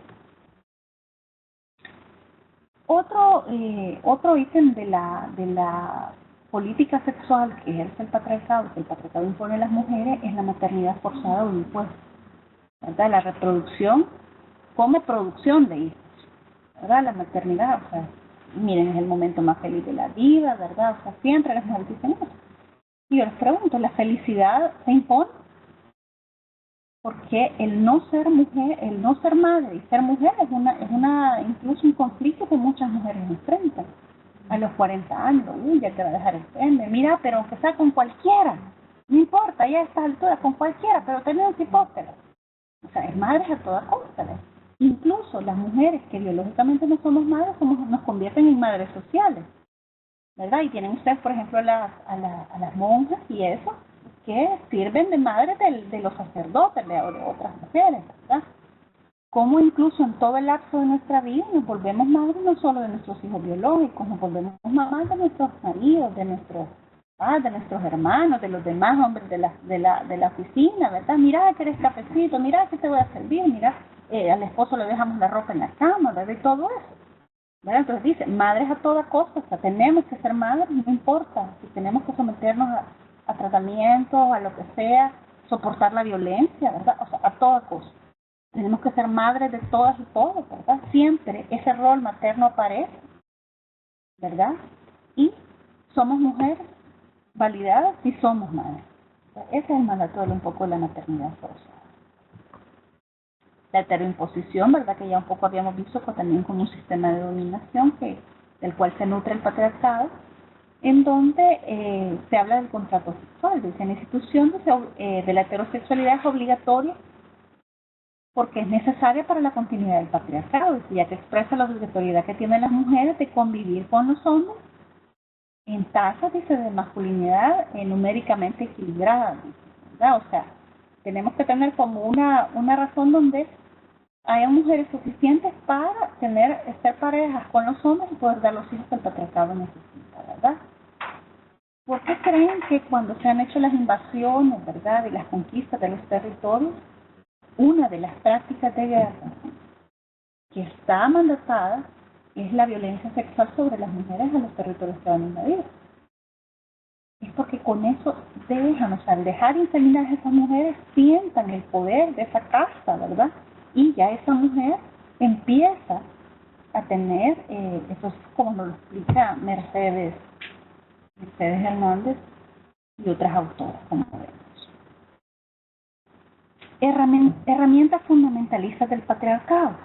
El matrimonio, ¿verdad? Como la complementariedad de los sexos. O sea, se nos hace vender de que una mujer no está completa sin un hombre, ¿verdad? Eso hace pensar, ¿verdad? De que si yo me muero, entonces si mi marido se muere, yo quedo incompleto. Entonces, donde cada uno se concurre a un objetivo común, pero no de la misma manera. Vamos a trabajar por el bien de la familia, esta pareja, pero no de la misma forma, además de la monogamia, ¿verdad? El epicentro de la familia es la mujer. ¿Han visto ustedes ese 10 de mayo? Como todo ese marketing, ¿verdad?, desbordante que hay, donde se establece, por ejemplo, toda una vivencia de que las mujeres son importantes, o sea, como seres relativos. Las mujeres son importantes en tanto cuidan a la familia, pero no son importantes para sí mismas, ¿verdad? Madre solo hay una, ¿verdad? Sabe como el amor de mamá, quiere regalarle a mamá una plancha, regalarle a mamá una lavadora, ¿verdad?, una licuadora, ¿verdad? Porque ha dado la vida por dos. Entonces, primero valida que solo la mujer que es madre merece, ¿verdad? Cierta, ¿qué? Premio o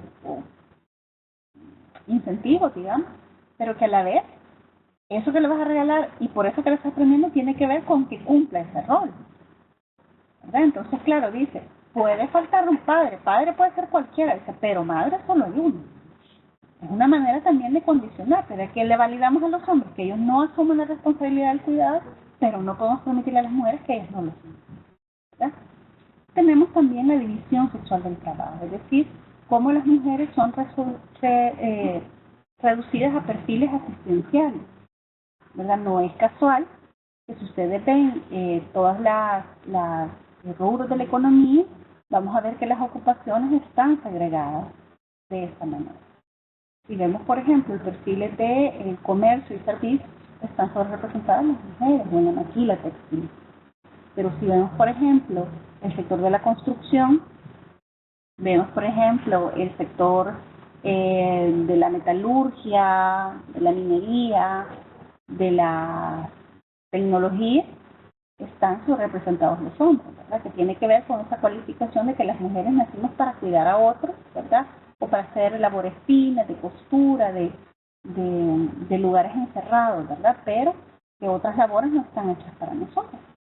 Y si advertimos, por ejemplo, esas labores dedicadas a las mujeres son las menos pagadas, son los rubros de la economía peor pagadas. Luego tenemos el trabajo productivo y reproductivo, ¿verdad? En esa parte también el patriarcado se nutre muy bien del sistema capitalista cuando determina, ¿verdad?, qué tiene valor en una economía capitalista. Eso que aporta dinero, ¿verdad? Un trabajo de un conductor de un autobús genera dinero. Eso es un trabajo productivo. Pero la mujer que se queda en casa, le sirve el desayuno a todos, le lava a todos la ropa, permite que estos puedan ir a trabajar porque ella se queda cuidando a los hijos, asume la limpieza de la casa y todas esas cosas, o que incluso posterior a su jornada remunerada ella lo va a asumir, ese trabajo no está valorado, no está pagado ni valorado. Son dos cosas distintas. Decía una anécdota de una mujer que tenía contratada a una trabajadora del hogar y decía, mire, ella me dijo, mira, yo me voy a ir a trabajar a la maquila. Y su empleadora le dijo, mira, pero yo te pago seguro, le dijo, aquí tenés comida, aquí puedes dormir, aquí estás tranquila, te doy permiso para que vayas a estudiar, yo te compro los útiles. O sea, tenés un montón de... Incluso dice que ella hizo como, le ayudó a hacer como un presupuesto. Mira, con lo que vas a ganar en la maquila solo te va a alcanzar para el pasaje, para la comida, y no vas a hacer otra cosa. Y después de horas y horas, dice, intentando convencer, la trabajadora le dijo, pero es que ahí voy a ser una trabajadora, aquí soy la sirvienta. Incluso la valoración que hay sobre las categorías del trabajo suelen estar permeadas por esta valoración de que lo que hacen las mujeres es irrelevante. Cuando el trabajo gratuito de las mujeres aporta a la economía en calidad de ahorro y hace sostenible el sistema. Ningún sistema en el mundo podría sostenerse sin el trabajo gratuito que asumen las mujeres. Por otro lado, tenemos, por ejemplo, esta visión donde el trabajo que asumen las mujeres, por ejemplo, o sea, que más mujeres se están incorporando al mercado de trabajo asalariado, no ha implicado que estas dejen el trabajo reproductivo, ¿ya? Y que sea compartido con los hombres. Y tiene que ver con la economía del cuidado también. Si ustedes se fijan, el Estado, y el salvadoreño no es la excepción, no tienen una infraestructura del cuidado real. Cuando en un estado usted le pregunta cuál es la infraestructura del cuidado, bueno, le dicen, mira, aquí tenemos el control de niños sanos, ¿verdad? Cuando tenemos el control prenatal, una vez ese bebé está en el vientre se le empieza a cuidar, nace y hasta los 5 años le damos un control prenatal. También tenemos, ¿verdad?, un sistema de cuidado para adultos y adultas mayores, ¿verdad?, esa pensión vitalicia, etc. Y en el resto del tiempo, ¿quién cuida a esa persona? Si se cayó, si le dio enfermedad, si le dio el chikungunya, ¿quién asume el cuidado? ¿Sí? son las mujeres. Y en eso se desentiende el Estado. Y ese trabajo es gratuito. Entonces, la pregunta es, ¿cómo realmente las mujeres van a poder participar del mundo público si tienen esa carga como ancla que no les permite, ¿verdad? No es compartida ni por los hombres ni asumida por el Estado. Entonces, vemos también otras formas en las que la política sexual también se impone en el patriarcado sobre las mujeres, es por ejemplo, la fragmentación del cuerpo, mente y sentimientos. Suele desdoblarse a las personas, ¿verdad? Particularmente a las mujeres de esta manera, ¿verdad? Son cuerpos, ¿verdad? Son cosas. Entonces dice, por ejemplo, mira esa fulana, vieras que es bien gordita, es una muchacha gorda, pero vieras qué dulce es, ¿verdad? O vamos a preguntar, mira, no es tan bonita, pero vieras que es bien inteligente. Entonces, como siempre salvaguardar, ¿verdad? Que si no sos bonita vas a cumplir otra cosa, pero es ese desdoblamiento que no sos una persona íntegra con diversas capacidades y una diversidad de formas incluso corporales. Por ejemplo, yo les pregunto por qué en los currículums se nos pide la fotografía. Si usted va a analizar un puesto de trabajo y quienes están concursando, usted necesita ver el contenido del currículum. Cuántos estudios tiene alcanzado. Pero eso de poner la fotografía es una práctica netamente de la política sexual que tenemos en nuestras mujeres, porque tienen que ver mi fotografía para ver si soy joven, si soy bonita, si no lo soy. Y eso es un elemento determinante para la selección de los puestos de trabajo. Y eso poco se cuestiona. Siempre todo anexar fotografía. Si usted la van a contratar, pues claro que usted tiene que identificarse, pues, pero para la hora de seleccionar, usted no necesita eso. ¿No? Y sin embargo, se me impone. También la reducción de la autoestima, ¿verdad? Generalmente la limitación de las expectativas de logro, ¿verdad? Son cosas que van juntas. Siempre se hace pensar que las mujeres son mentalmente inferiores, ¿verdad? Se les considera que ellas no pueden pensar, ¿verdad? Finalmente, por ejemplo, cuando van a asumir o van a entrar a contiendas políticas, se les dice, pero es que, miren, si es que las mujeres, pues, como son las mujeres hay ahí, ustedes todas son dundas, ¿verdad? Incluso una justificación que escuchamos hace algunos años de algunos grupos parlamentarios, cuando demandábamos la incorporación de las mujeres a las planillas de personas diputadas, nos decían, mire, pero es que ellas no han estudiado, o sea, el problema es que las queremos meter, pero sentimos que no tienen la capacidad, ninguna de ellas ha estudiado para cómo saber administrar una alcaldía, cómo estar aquí en la asamblea, administrar un curul y su voto. Y cuando les preguntamos, bueno, ¿y ustedes a cuántas clases fueron? O sea, ¿cuál fue el curso que ustedes recibieron como alcaldes y diputados? No habían recibido ninguno. Es un doble parámetro que tiene que ver con cómo se estima la respuesta de las mujeres y que también la van interiorizando, ¿verdad? La limitación de las expectativas del logro, ¿verdad? O sea, incluso hemos escuchado testimonios de hombres que dicen, mire, si a mi hijo le regalo pelota, yo no tengo problema con que mi hija juegue con pelota. Pero quien va a llegar a ser futbolista de la selección nacional, yo creo que va a ser él. Yo no creo que ella, aunque le compre pelota, llegue a hacerlo. O sea, hay de entrada una reducción de las expectativas de logro sobre las mujeres.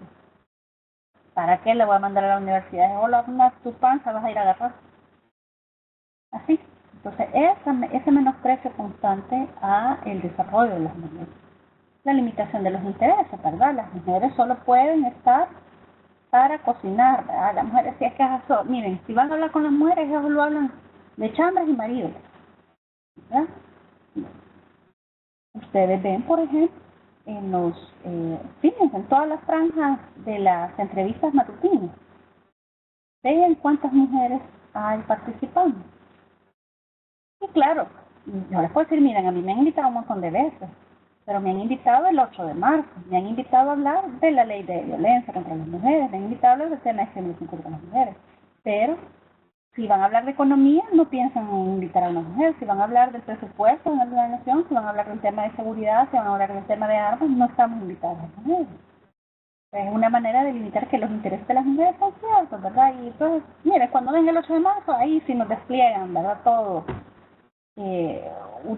Reportajes y somos importantes, ¿verdad? Pero fuera del resto de la gente, Las mujeres no tenemos voz, ¿verdad? Y nuestros intereses no están ahí. El persistente sentimiento es de la seguridad ligada a los hombres, ¿verdad? Este es otro mecanismo por el cual la política sexual, por ejemplo, el tema que les decía del nombre, ¿verdad? Ser casada, ¿verdad? Yo soy de, ¿verdad? Una connotación que es más política que legal. O sea, legalmente ustedes me pueden decir, miren, hay una opción de decir que las mujeres no van a optar por el apellido de casado. Sin embargo, sigue habiendo mujeres que, por el temor, ¿verdad?, a que incluso sus parejas les dicen, mira, si que te da pena decir que estás casada, porque te avergonzas de mi apellido. Vos querés andar todavía como que sos soltera. Bueno, entonces esa es una manera también de vincular a las mujeres que su humanidad va a estar representada siempre y cuando esté unida a otras. O cuando nos dicen, bueno, ustedes están solas, solo ustedes están en la oficina. Es una manera de decir, estamos solas, seguimos aquí, estamos ella conmigo y yo con ella, pues sí. Se refiere a que no hay un hombre en casa, o no hay un hombre en ese espacio. Tiene que ver con ese persistente sentimiento, ¿verdad? O si veamos en los estereotipos de los héroes, ¿verdad? Siempre es la chica, ¿verdad?, que está desvalida, vulnerable, a la cual los hombres van a rescatar, ¿verdad?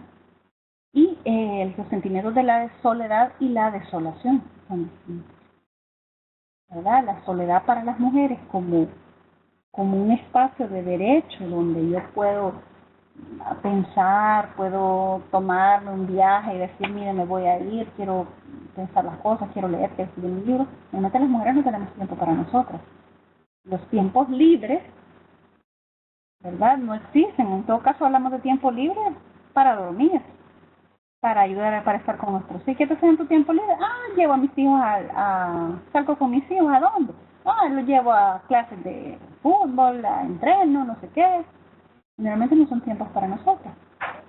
Y cuando las mujeres enfrentan esa soledad, generalmente se les mira como desolación, ¿verdad? Las viudas.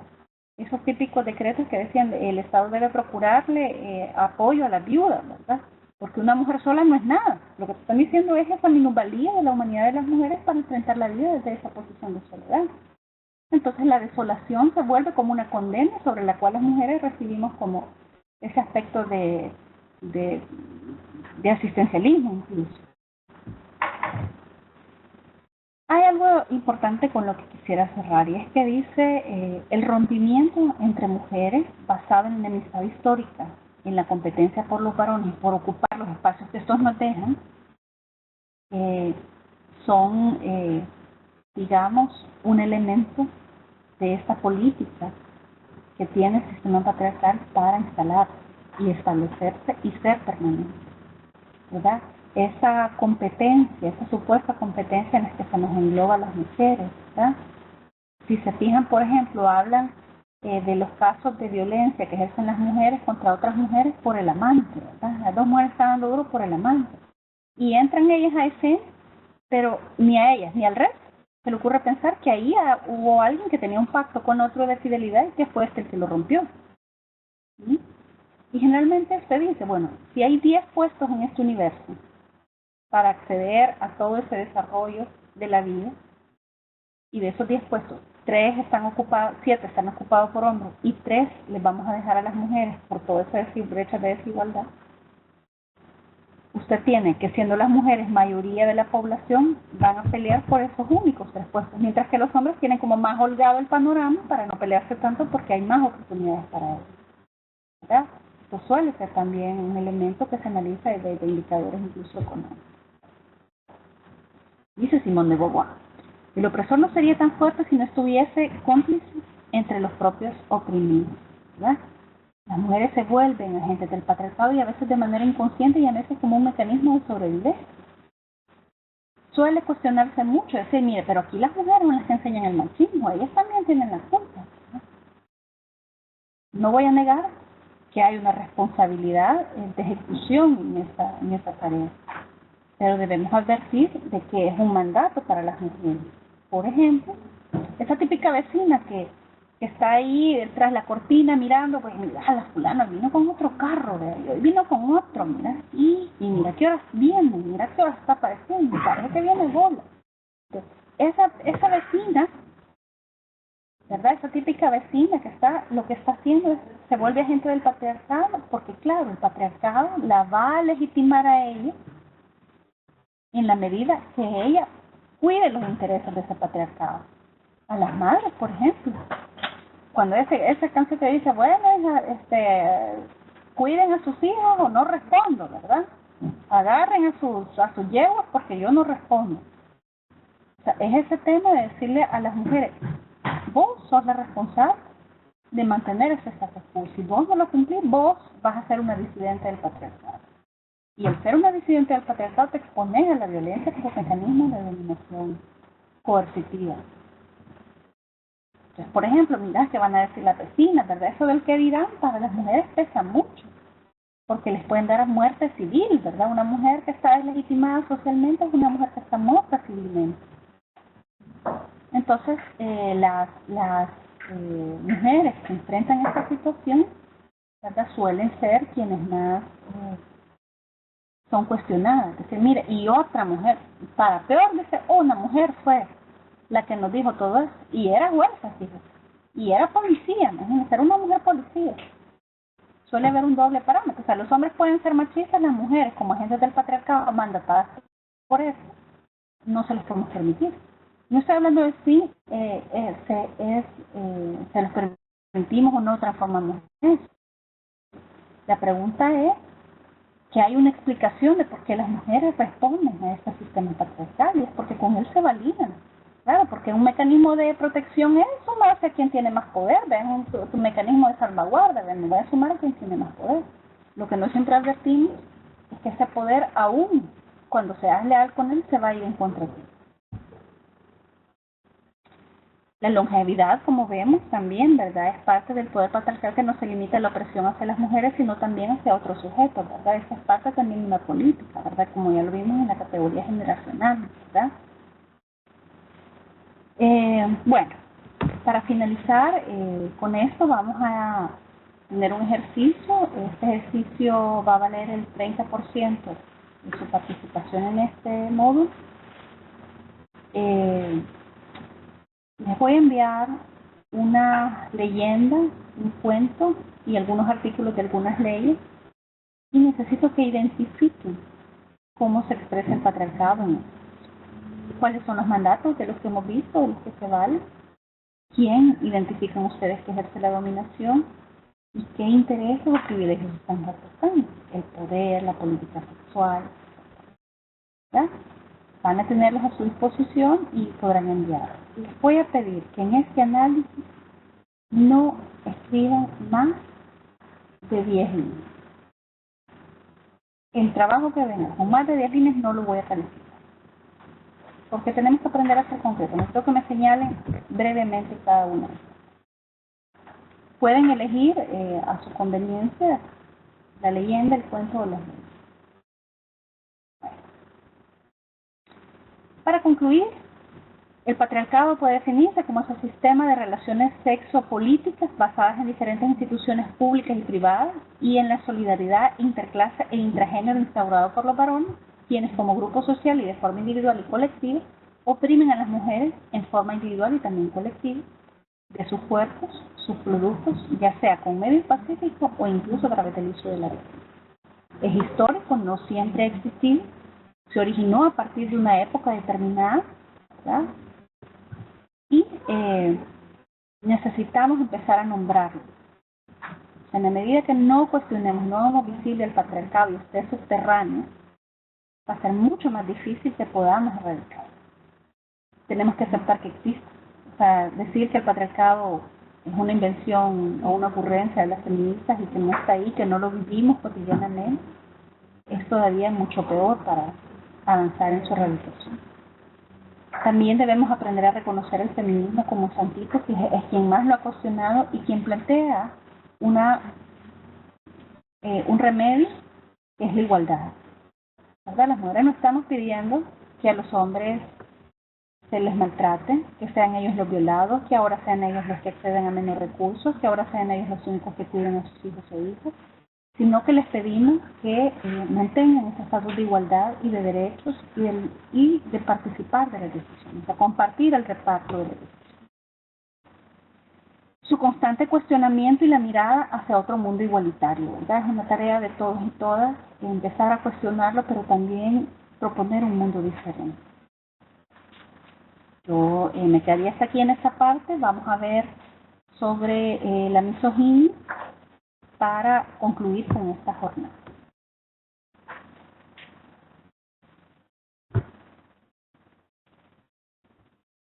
Bien. La misoginia podemos decir que también es parte de la ideología patriarcal en el sentido que expresa, ¿verdad? O sea, veíamos en la clase de patriarcado cómo la dominación, ¿verdad? Tiene como agente ocasional la diferencia biológica. Pero ese es el pretexto. Pero ¿cuál es el fundamento de esa dominación? O sea, ¿por qué las mujeres representamos ser ese grupo victimizado? ¿Qué pasó? Entonces, tiene que ver con la misoginia. La misoginia es esa actitud de odio, rechazo, aversión y desprecio o menosprecio de los hombres hacia las mujeres y en general hacia todo lo relacionado con lo femenino, considerándolo como inferior, ¿verdad? Como nos lo decimos. O sea, ¿por qué odiar? Porque entonces, ¿qué? Para eso una se pregunta, ¿por qué se odia a las mujeres? O sea, ¿por qué los hombres odian a las mujeres? Entonces, una respuesta bastante válida desde las teóricas es que el representar esa otredad, eso otro, ¿verdad? Incluso, eso otro que puede hacer cosas que yo no puedo hacer y el temor a que estas asuman el poder, representa incluso, se muestra como una clave para entender por qué existe esa dominación sobre las mujeres. O sea, el miedo a que las mujeres con su cuerpo, que pueden amamantar, que pueden parir, que es distinto al de ellos, pueda tomar el poder y sublevarlo. Entonces, los ejes misóginos, digamos, o los ejes sobre los cuales se fundamenta este odio de los hombres sobre las mujeres, hablan de tres supuestos. El supuesto de la inferioridad biológica, es decir, las mujeres son débiles por su fisiología, ¿verdad? Vení un poquito, levantame el agua cristal, poneme, agarraza de agua, ¿verdad? Porque se considera, ¿verdad? Las mujeres hay ciertos trabajos que no los pueden hacer, no es tan cierto. Si bien es cierto, la masa corporal masculina biológicamente es mucho mayor y la fuerza de un cuerpo la determina esa masa, no es estricto sentido de que no puedan haber hombres que sean débiles y mujeres que sean fuertes.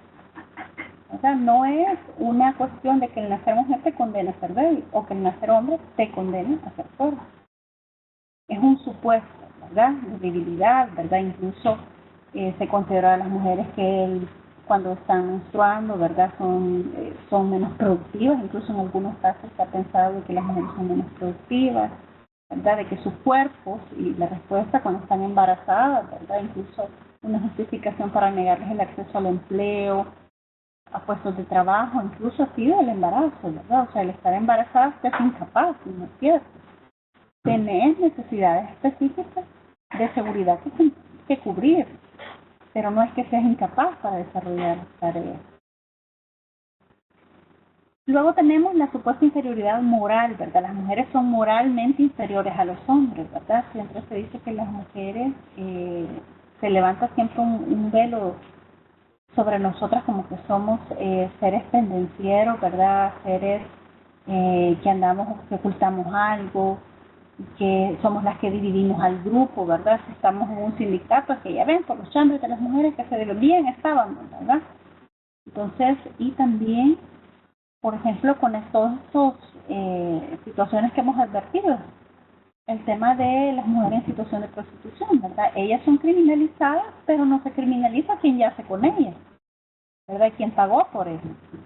Entonces, es una manera de decirte, ella es la que tiene una cualificación de moralidad distinta, ¿verdad? Y luego tenemos la supuesta inferioridad intelectual, ¿verdad? Las mujeres somos menos inteligentes que los hombres. Siempre se ha dicho, se ha manejado eso, ¿verdad? A quienes se les invita, por ejemplo, quienes han tenido predominio o mejores prerrogativas para acceder a recursos para la ciencia han sido los hombres, por considerarlos que les pueden hacer mejor. La administración de los bienes se le ha entregado a los hombres por considerarles que son intelectuales, son mejores intelectualmente para administrar. Entonces, ¿cómo es un poco ese ciclo de la misoginia a partir de esto, verdad? Hay como tres áreas, dice, que a partir de la diferencia biológica se establece para construir argumentos para ese dominio, ¿verdad? O ese odio. Primero, filosófico, ¿verdad? Se dice que las mujeres somos un ser inacabado, ¿verdad? Porque las mujeres somos eternas niñas, ¿verdad? Siempre necesitamos que nos cuiden, siempre nos tienen que decir cómo hacer, cómo ser, cómo expresarnos. O sea, se han fijado, por ejemplo, que generalmente los hombres se sienten con el derecho de hablar sobre la sexualidad y sobre el cuerpo de las mujeres. En general, la sociedad habla del cuerpo de las mujeres, es decir, se siente con ese derecho de opinar sobre, mira, pero a vos que gorda estás, arreglate, pintate el pelo, ¿verdad? Mira, ponete ahí cremita en las patitas de gallo, ¿verdad? Ponete a dieta, vos, mira, no te descuides, ¿verdad? Siempre uno escucha sus comentarios. Pero usted se fija que a los hombres no, nadie les anda diciendo, mira, esa tu pasa que tenés, rebaja, mira, uy, esa calvicie, ves que ponerte algo ahí, ¿verdad? O mira, o sea, toda esa visión, nosotros pueden ser como quieren y no se les invalida. Pero las mujeres, claro, como somos eternas niñas, todo el mundo se siente con el derecho de decirnos qué hacer y cómo hacer. Incluso en las audiencias las mujeres dicen, mire, él me cayó, mira, ahorita está callada, yo le voy a dar la palabra. Y en las audiencias donde están los hombres no los callan. Y lo hemos visto, lo hemos vivido. Pues a veces puede creerse que esto es subjetivo, pero cuando uno empieza a ver con un lente distinto las cosas cotidianas, uno se empieza a dar cuenta que encuentra explicación a eso. Luego, una razón política, ¿verdad? Es un ser con un razonamiento diferente, ¿verdad? Hablábamos un poco en el patriarcado de los intereses, ¿verdad? De que se habla de que las mujeres razonan diferente, ¿verdad? Las mujeres, hablan un montón y no concretan nada, ¿verdad? Piensan siempre en los demás, ¿verdad? No tienen intuición, ¿verdad? No pueden ser líderes, ¿verdad? Porque piensan, siempre se divagan. Claro, porque las mujeres pensamos en varios temas al mismo tiempo. O sea, cuando vamos a tomar una decisión, generalmente la pensamos en clave del resto que estamos afectando y no en nosotras mismas. Y luego, un razonamiento religioso, ¿verdad? Se considera que es impuro, ¿verdad? Que es moralmente reprochable, ¿verdad? Vean ustedes, lean Levíticos en la Biblia y ahí hay cantidad de cosas que las mujeres aún en muchas regiones del mundo no pueden hacer, ¿verdad? Porque es un ser moralmente inferior, ¿verdad? Realmente ante un ataque de violencia sexual siempre se habla de las víctimas provocadoras. O sea, ellos pueden violarte, eres tú la que no debía provocar. Eso hace que las mujeres seamos entonces moralmente inferiores, ¿verdad? Somos nosotros los que tenemos que estar ciertos cuidados, ¿verdad? Que tenemos que tener. Entonces, en este sentido, por ejemplo, en el discurso, en el razonamiento de la política, claro, como las mujeres piensan diferente, no pueden gobernar el mundo, entonces nos mandan al rol al discurso de la domesticidad. Entonces dice, el argumento, dice, de la mayor concupiscencia de la mujer resulta ya insostenible. O sea, este tipo de imagen que ustedes ven ahí, si ustedes exploran, por ejemplo, en su buscador de internet, imágenes sobre los años 50, los años 60, van a ver, por ejemplo, todo esto de las lavadoras, ¿verdad? Las mujeres con los grandes hornos, y todo una nueva lógica de un mercado de la domesticidad, o sea, de cómo los hogares soñados, ¿verdad? Y aparecen las mujeres con esto, ¿verdad? Aparecen esas mujeres sonrientes, ¿verdad? Bellas, horneando cocinando, ¿verdad? Haciendo pan, cociendo, ¿verdad? Con sus lavadoras. O sea, nació toda una estrategia de marketing y les voy a contar por qué. Después del fin de la Segunda Guerra Mundial, durante la guerra, los países aliados, economías como Estados Unidos, habían replegado a buena parte de sus hombres a la guerra. ¿Verdad? Porque claro, como las mujeres políticamente razonamos diferente, no somos estrategas, no somos seres insensibles, no estamos hechos para la guerra, no somos valientes, ¿verdad? Somos contrarios cobardes, entonces no estamos hechos para la guerra. Se manda a los hombres a la guerra y las mujeres asumen sostener la economía. Los puestos de trabajo que dejaron los hombres fueron asumidos por las mujeres. Entonces, y ustedes ven videos de mujeres en la metalurgia, en la industria. ¿Sí? Claro, termina la guerra y el Estado dice, ¿verdad? Y ese consorcio, ¿verdad? Ese pacto no escrito entre hombres dice, bueno, pero ¿y cómo la vamos a dejar ahí? Este no es su lugar, ¿verdad? Porque desde ahí hay otra posición de si lo que te da poder es un ingreso y el ingreso se obtiene a través del trabajo, el trabajo que solo lo pueden hacer los mentalmente intelectuales y los físicamente fuertes, entonces no podemos dejar a las mujeres ahí, ¿verdad? Entonces empieza toda esta para volver a las mujeres, para convencer a las mujeres de volverlas a la domesticidad. Pero dice Ana Caballero, este argumento de que las mujeres solo pueden estar o nacen solo para el hogar ya es un poco insostenible. Y tampoco resulta coherente insistir en la mayor corrupción moral de la mujer, ¿verdad? De manera que de ser impura, indolente y transmisora de enfermedades. Incluso en la Edad Media se decía, ¿verdad?, que las mujeres éramos, bueno, la Pandora, ¿verdad?, el típico caso de Pandora, ¿verdad?, que habíamos abierto todas las enfermedades y los males al mundo, había sido una mujer, ¿verdad? Entonces, o que es una fierecilla que hay que domar. Entonces se empieza, como estos argumentos ya suelen ser poco atractivos, digamos, o poco creíbles o más cuestionados, ¿verdad?, se empieza a concebir a las mujeres como una pieza imprescindible del hogar y del cuidado. En ella reposa, dice, el bienestar de los suyos. Es el ángel del hogar, es la reina de la casa, ¿verdad? Entonces, este discurso de la domesticidad ha sido altamente peligroso para el desarrollo de las mujeres y la igualdad. Realmente creemos que una mujer que dejó de ir a estudiar por quedarse en casa, atendiendo a todo, realmente va a llegar a ser un día presidenta. Vamos a tenerla como diputada si el Estado no asume ese rol del cuidado y a ella la combinamos exclusivamente a ese rol. Si pensamos que cuando las mujeres vamos a escuchar su opinión, solo podemos escuchar, mira, ¿y qué pedimos para el menú de ahora en la reunión de la oficina? Ahí déjenselo a ella, ¿verdad? Que ella lo resuelva, eso es tema de ella. Aquí resolvamos la agenda que vamos a discutir. Ese tipo de prácticas están devolviéndonos a la domesticidad. Así, dice, la humanidad,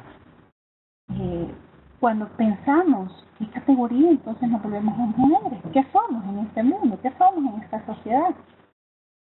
¿Somos humanas? Sí, somos humanas. En esa humanidad podemos procrear hijos, podemos cuidar, podemos ser agentes, ¿verdad?, de ese patriarcado, pero arrastramos una minusvalía, o sea, un menos valor como humanos. Si se tiene que elegir entre la vida de las mujeres, por ejemplo, suelen ser prescindibles. ¿Sí? Vean ustedes, por ejemplo, los recursos que están destinados a la salud, por ejemplo. Si ustedes ven las enfermedades de las que mueren las mujeres, las principales causas de muerte de las mujeres, no están atendidas. Por ejemplo, los cánceres son los que tienen menos presupuesto. Cáncer cervicouterino, ¿verdad? No hay, por ejemplo, para contraer vacunas para el VPH como el principal agente que ocasiona este cáncer. ¿Sí? No hay, por ejemplo, mamografías masivas para esto. Si vemos contrario sentido, o sea, suele pensarse equivocadamente que el presupuesto de salud está pensado para las mujeres, pero está pensado para las mujeres desde la maternidad en tanto cumplan. En efecto, ¿verdad? Las mujeres, el tema de control prenatal tiene un alto gasto.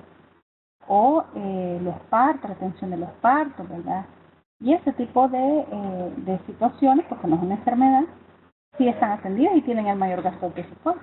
Pero hay otras enfermedades que no tienen que ver con mi reproducción y esas no están atendidas, a diferencia de los hombres. Entonces, las enfermedades que son las principales causas de muerte, hay atención. Por ejemplo, ven ustedes incluso que hubieron algún tiempo las clínicas del adulto hombre, del Seguro Social, porque la primera causa de muerte que estaba faltando era el tema de los infartos, las causas, las enfermedades cardíacas que estaban apareciendo, un poco también por el manejo de sus emociones y su masculinidad violenta, que impide que los hombres puedan ser seres con capacidad de escuchar los sentimientos de toda persona.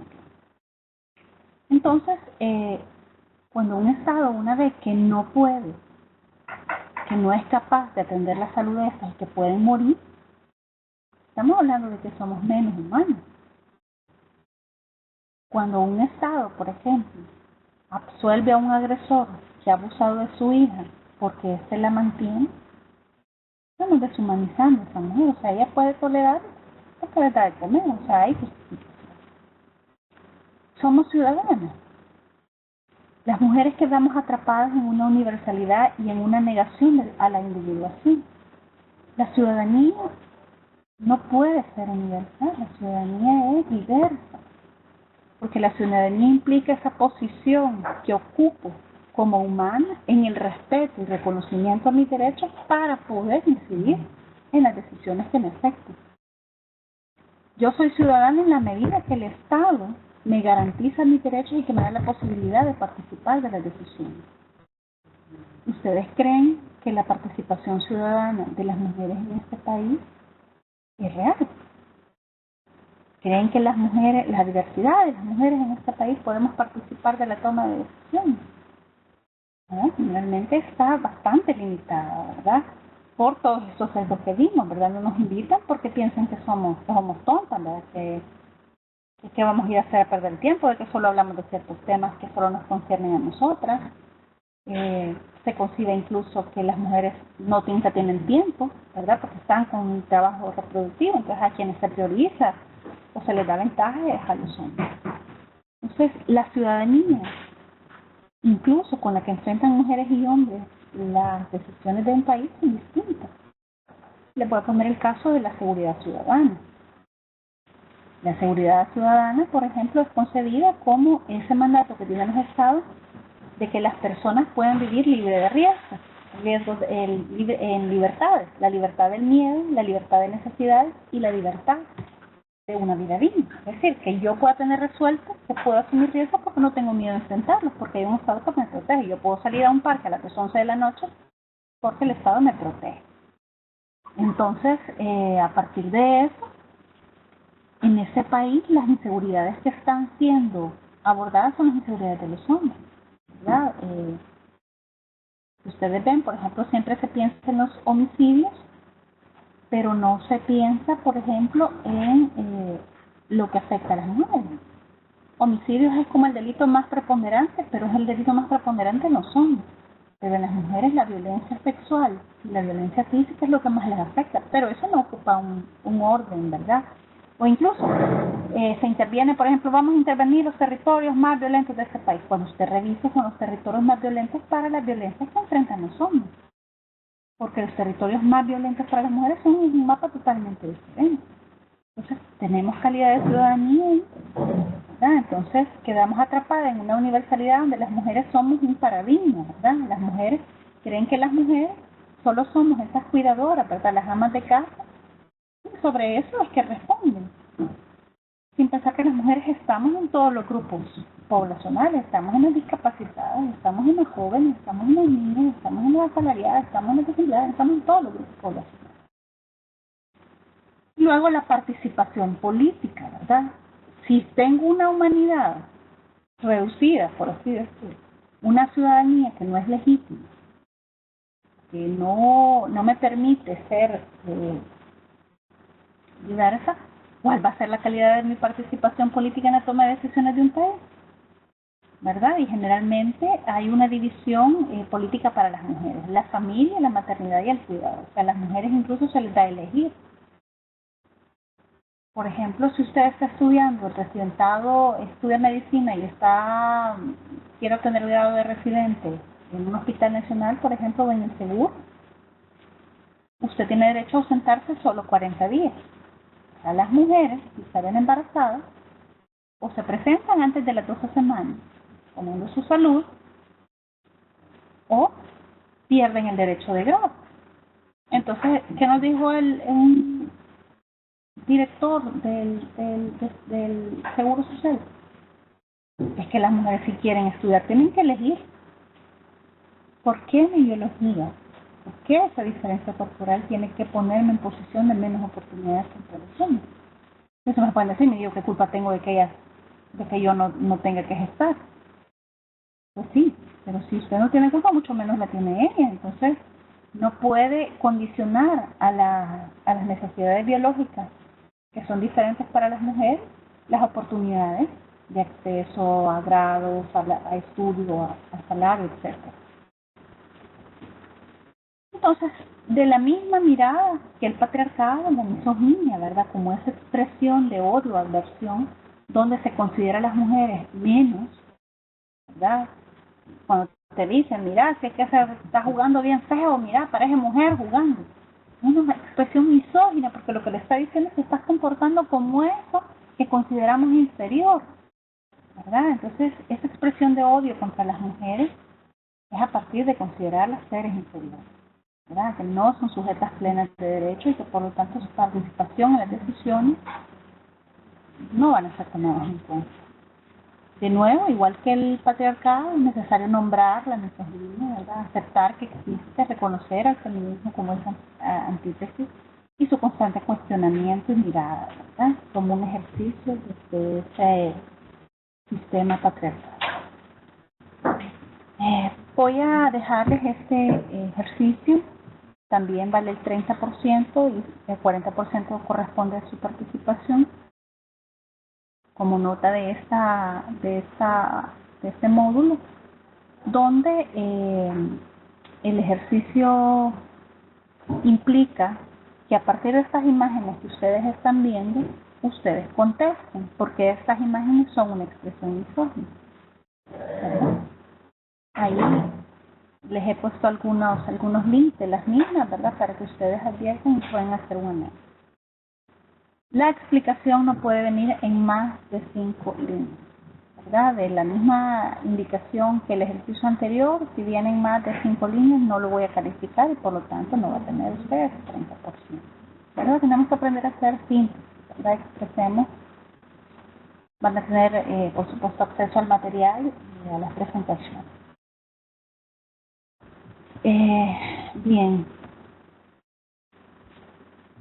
Les agradezco su participación, ¿verdad? Su tolerancia. Espero que tomen esta jornada como una serie de categorías que pueden explorar y profundizar, analizar en la cotidianidad de sus vidas, ¿verdad? Y sobre todo en las decisiones que toman, ¿verdad? Frente a los y las demás y como una manera también de empezar a transformar esta realidad. Buenas tardes y nos veremos hasta la próxima jornada. Muchas gracias.